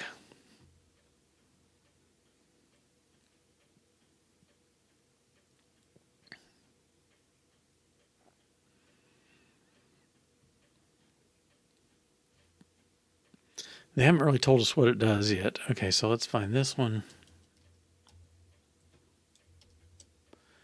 All right, establish a callback. Register or remove a callback for any user events that are added to any tracks of the sequence. User events will be chased. I don't really know what chased means in this context. If it's registered, user events will be chased. Okay, we're going to have to find user event when music set time is called.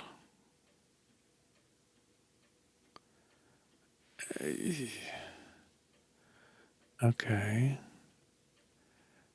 It indicates the start beat is less than the end beat. The end event time will be original timestamp. Don't quite know what it means. Okay.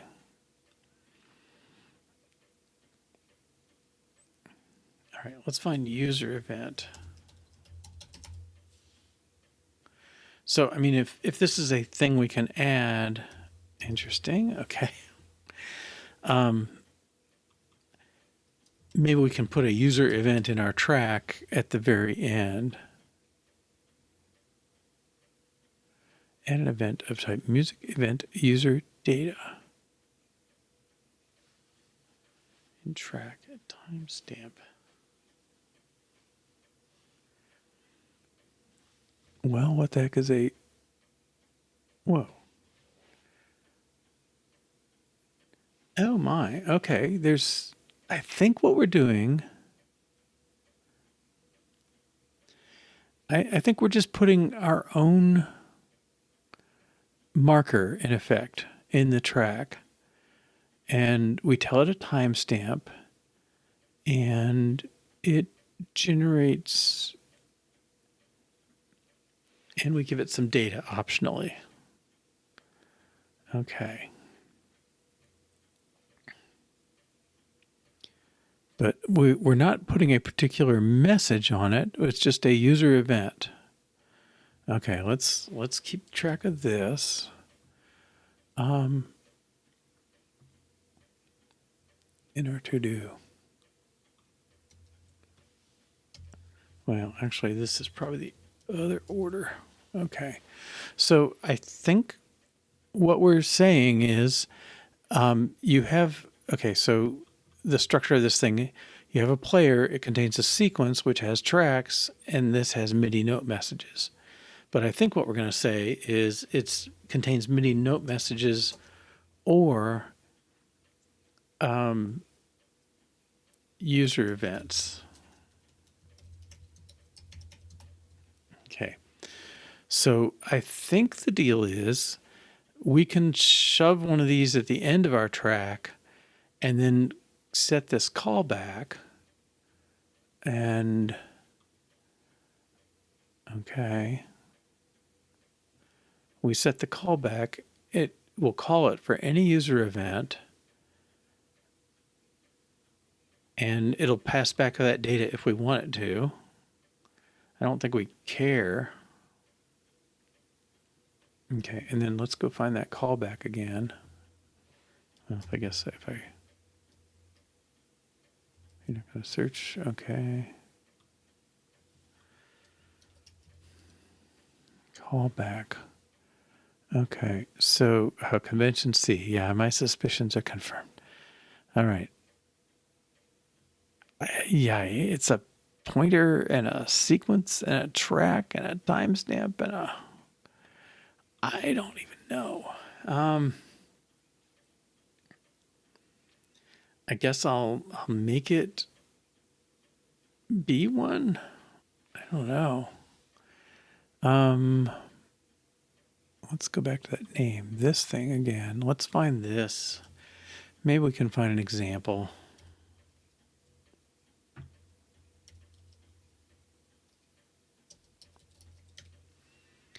An example of this in Swift. Yeah. I want to get audio duration. Set the...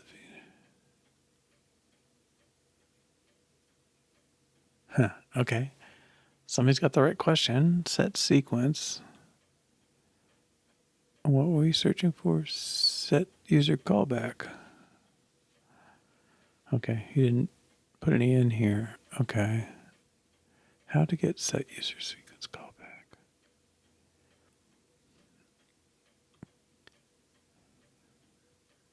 Developer. Okay. More of a C question. Yeah. Sequence callback equals in client data, blah, blah, blah. C pointer cannot form a closure that captures the context. Weak type of... Okay, set... Okay. That may work for us. Event data...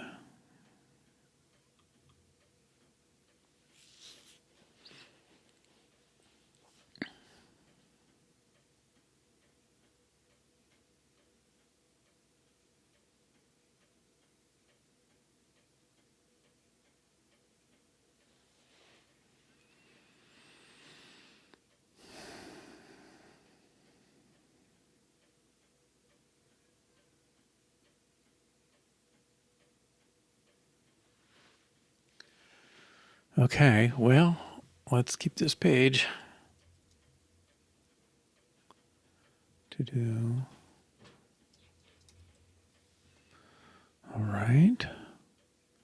See if we find a better example. In committee. Swift 4, that's a good sign.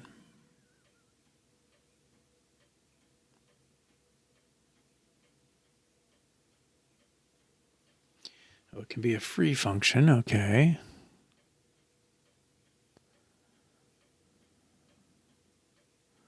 Or a closure. Okay, so the example we saw before was a closure.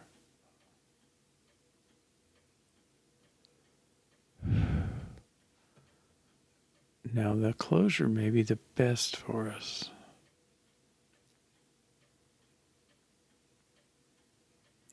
Right, this one's on his class, so that's a problem.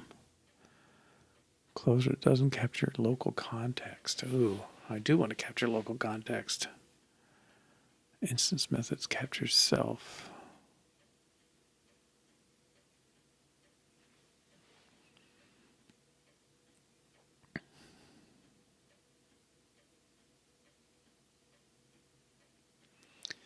Via the in-client data argument.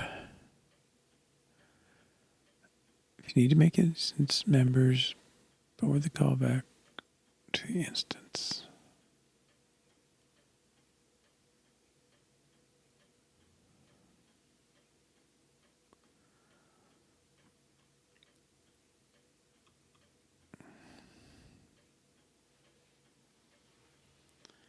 Yikes. Okay. So here's his callback.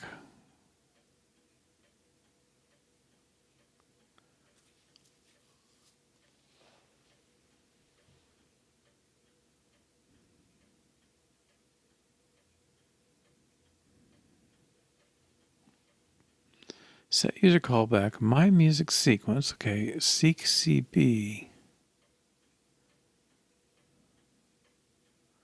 Wait. This is his function. This is his callback. We know we have a my class instance. So the client, we unsafecast in client to music class.self. Client data. Client data is the first thing. A void pointer. All right. This is the kind of stuff that makes me hate. Okay. Well, this is a very helpful answer if it works.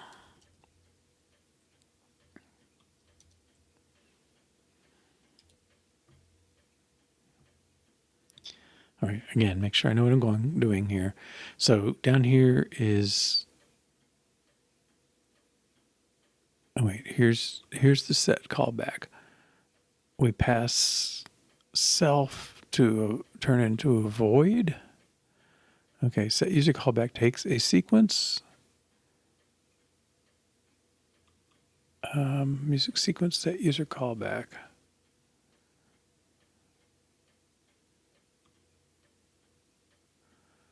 Music sequence user callback takes a pointer, a sequence, a track, a timestamp, user event data. Okay, I don't know what this first pointer is. Music sequence takes my music sequence.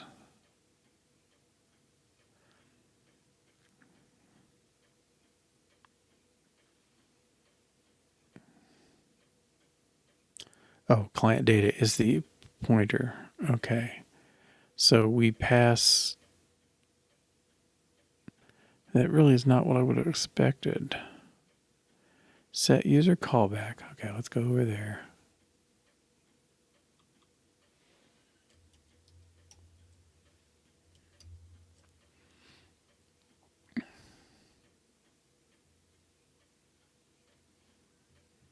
Okay, we pass the sequence, we pass a callback function, and we pass the client data. Pass the sequence, classic callback function, which is apparently inside this one, and we pass client data. So that's the pointer to this overall object, I guess. All right, so in here,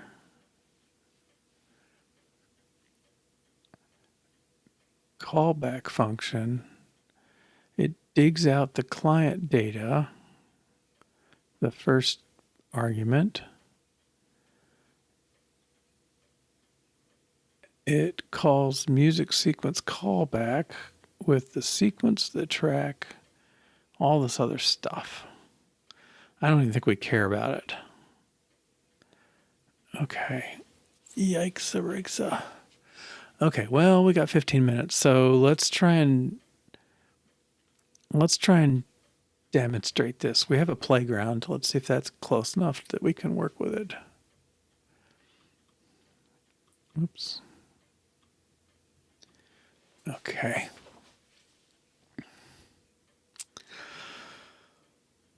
So our playground, we create a sequence, fill it in. We create a track, fill it in. We add some notes. All right. And then I want to add, I don't want a MIDI note event. I want my user event. All right. Is that what they did here?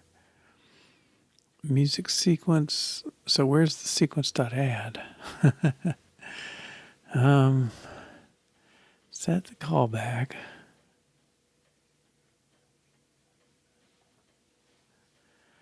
I don't know. I think we had to add an event. Where's those? Let's see. Back to. Did I lose my?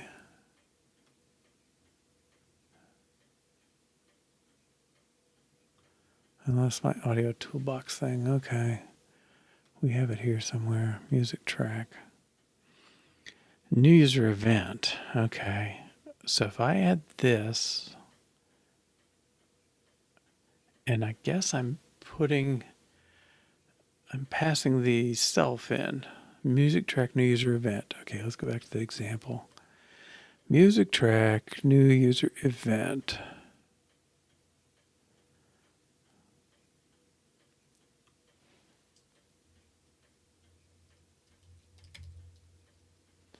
They don't use that.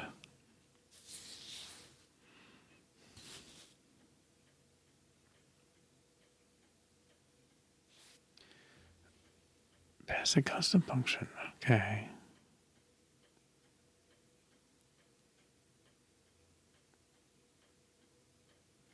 My callback. Okay, you aren't receiving an error.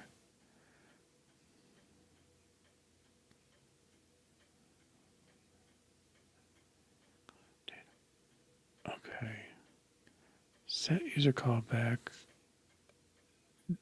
That is the pointer to self. Okay.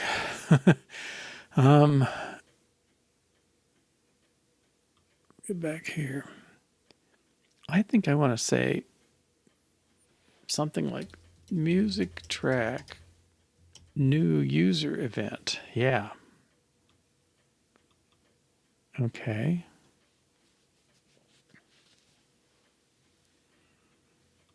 And let's see what that thing does. Should return a track. Oh, status. Okay.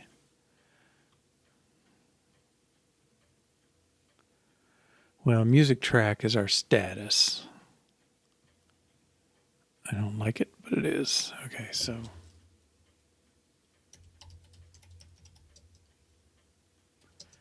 we're not doing anything with it, but here we have the track. We need a timestamp.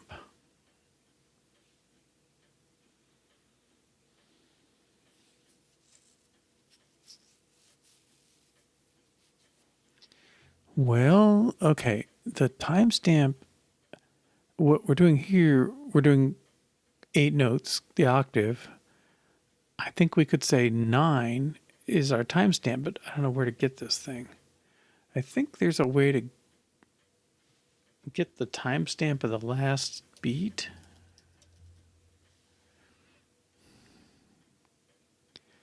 Let's see what music timestamp is. A float. I'm just going to put 10 there, just hard code it for our example. 10.0.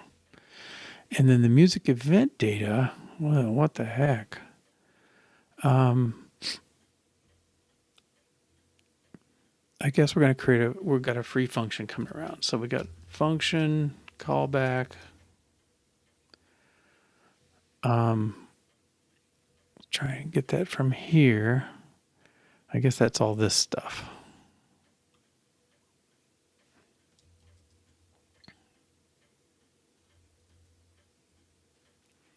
Okay.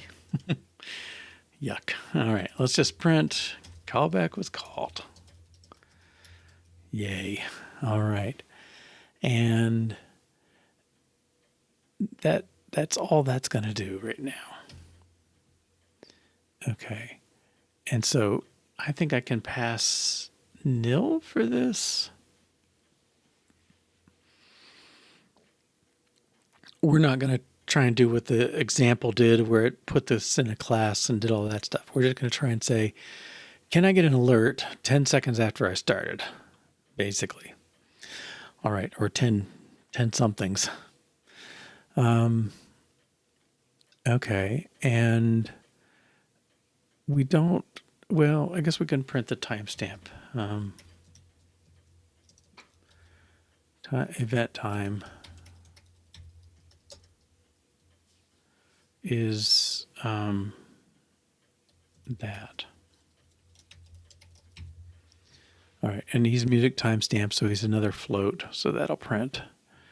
Okay, I don't know what these slice beats are, but if this called, I'd be very happy. So I'm building up this track. Okay.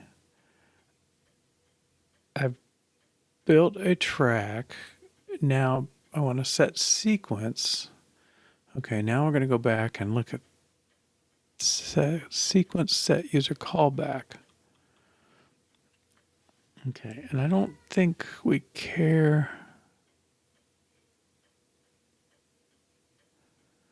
Let's try this. The sequence is sequence. Okay, so player's just a status. All right, player equals music player set. Nope, music sequence. Set user callback. In sequence is going to be the sequence. And callback is going to be our callback function, we hope. And then, oops.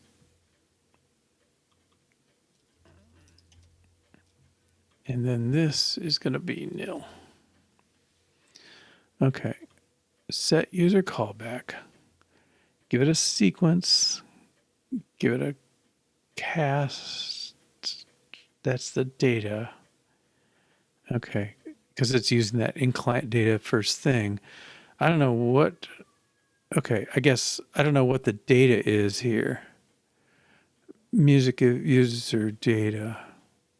Okay. We don't need that, I don't think. Okay. So if I know what I'm doing, which seems more unlikely, but okay. So what we did was we created our track full of MIDI events to play a scale. Then we added in a user event that's just sort of a different kind of event. We created a callback that doesn't need this. It only deals with it tells us the time that we were called. All right. Then we told the sequence, hey, you should call me when you get there. All right. So my hope is it plays 10 note or 8 notes and then calls us. All right. And let's just run it, let it rip and see what happens. Okay. It's building. This library is killing me. It's just so complicated. And I think we have to do this because it said it wouldn't stop playing until we. Okay. Error. Cannot convert value of type unsafe mutable pointer, blah, blah, blah, to expected argument. Convention C, optional unsafe mutable raw pointer. I don't know. Can I put at convention C in front of my declaration, maybe?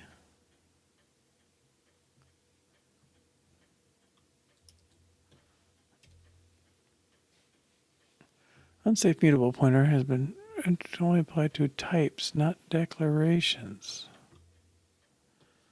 Huh.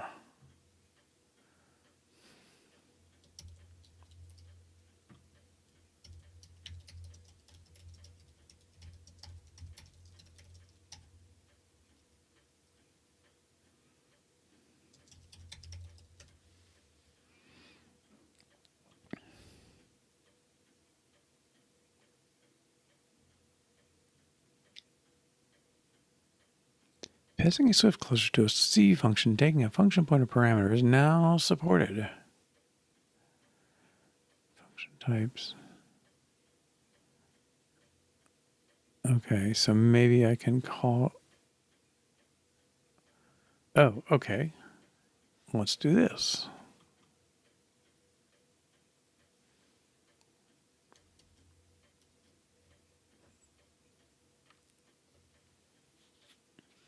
Now let's take this whole example so I can make sense of it when I get in context here. My C function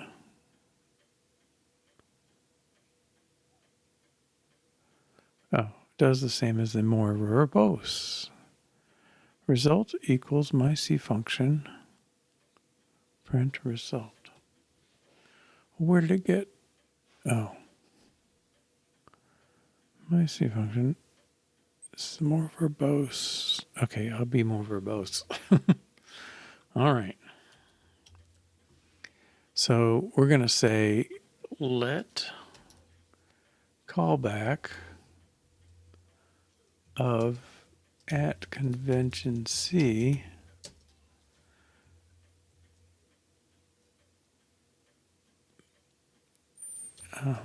let's do this. Arguments are unsafe mutable pointer, void, music sequence, music track, music timestamp,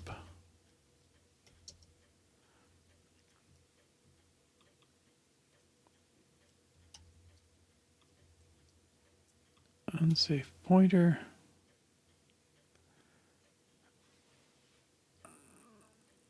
two more timestamps.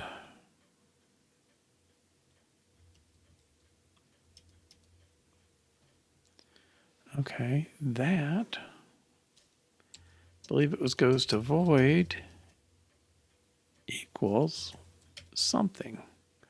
All right, let's comment this out. Well, these are the things I want to do.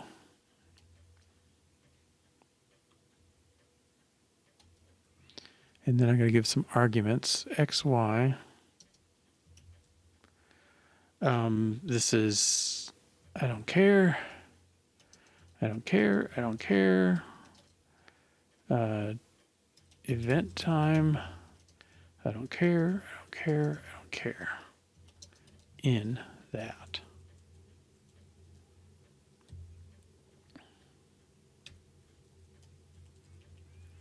Comment out this.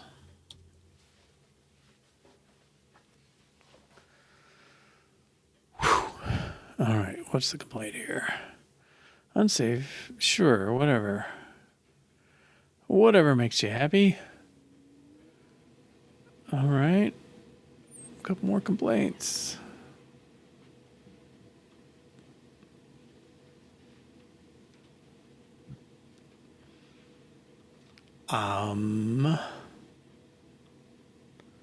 Unsafe pointer, musical event user data.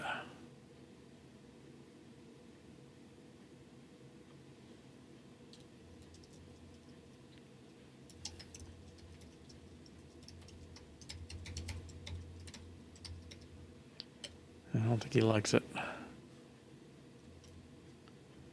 Can we get to it? No. Music event user data.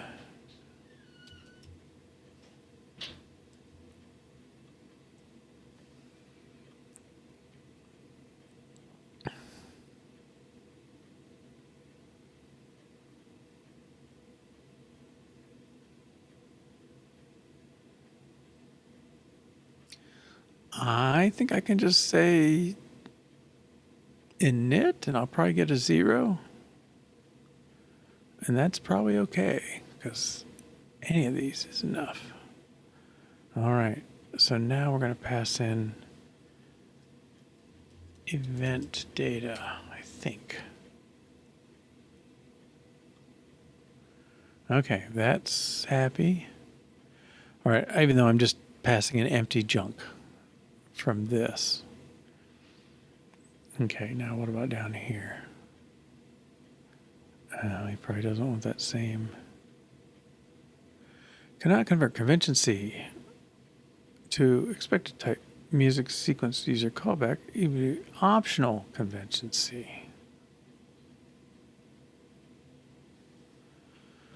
Optional convention C with optional unsafe.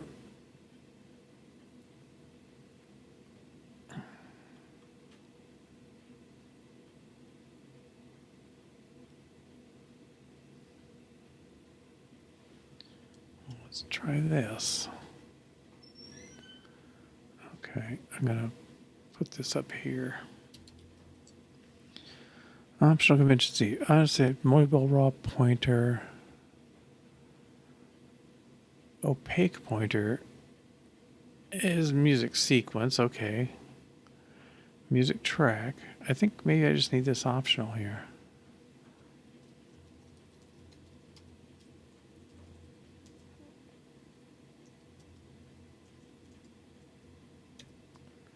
Optional. Okay, the sequence and track are just opaque pointers. That should be fine. Double, unsafe pointer to music event data, timestamp. Okay. Let's take this out. Okay, oh, somebody's not quite happy. No, I'm close here. Okay. Music sequence set user callback. I'm still off. Cannot convert optional convention C. Unsafe mutable. Oh no, wait a minute. Let's do a build.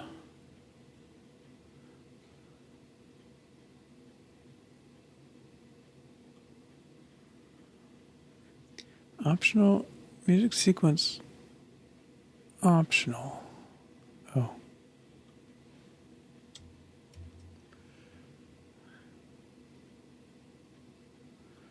Cannot convert. Optional convention C.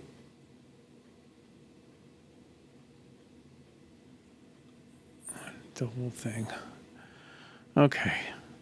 It's really hard to read this. Optional convention C. Unsafe mutable. Music sequence.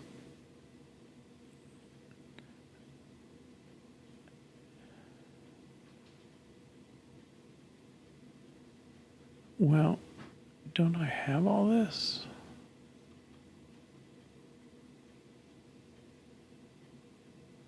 Let's try that again. Double. Safe mutable raw pointer. I guess I just don't have an optional in the right place, maybe.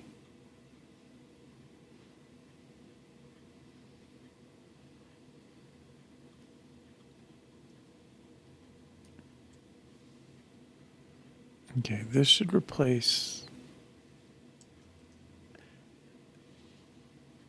this. And it is different. Okay.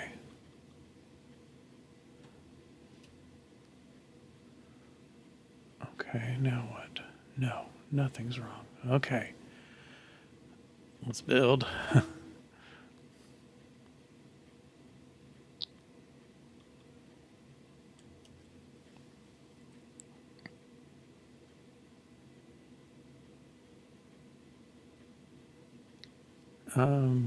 Group K14414. Hello, nice to meet you here.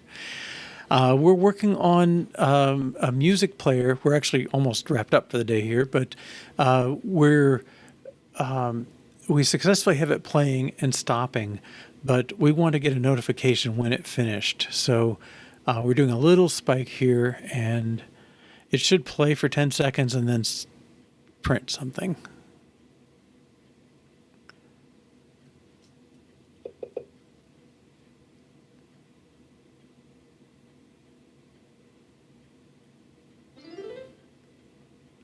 Okay. I'm called a bunch of times, but I'm called. And the event time is 10 like I expected. Now, I don't know why I'm called so many times. Oh, am I called every time?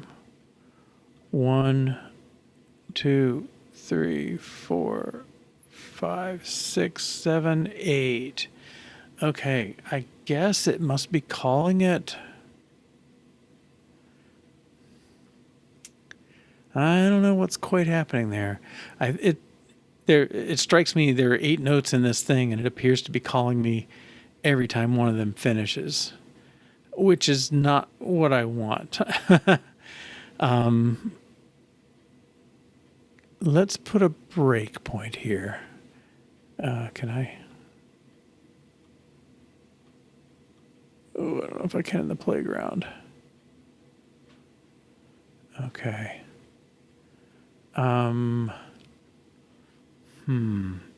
Okay, let's change this to more notes. Okay, we'll try one last time. Call it a day.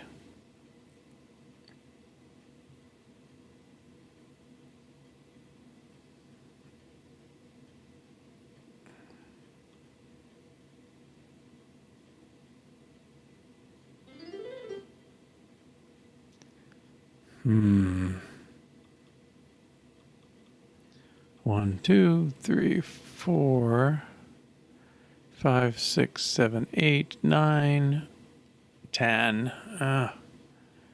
Okay, so I had a couple notes, right? That's 8, 9, 10, 11. Maybe I miscounted, but it's clearly more than 8. Okay. I thought I knew what this was doing, so I think I'm putting this at position 10. I'm giving it event data. Maybe I should put something in that event data.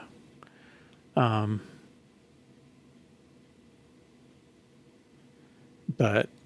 we'll stop there. Well, let's try it real quick. 1, 0.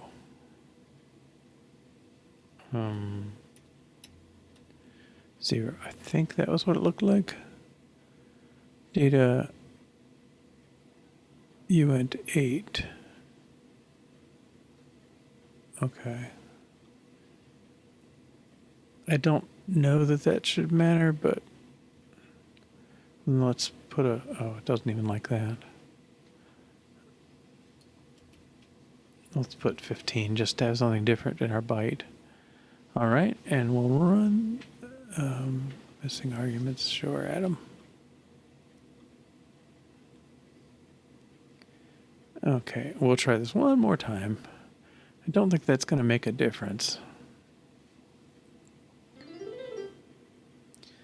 Okay, it may be that these other moments, maybe one of these other ones is telling me the thing I want to know, but I believe what's happening is I'm getting a note every time a note is played, which isn't terrible for some purposes, but it's not what I wanted.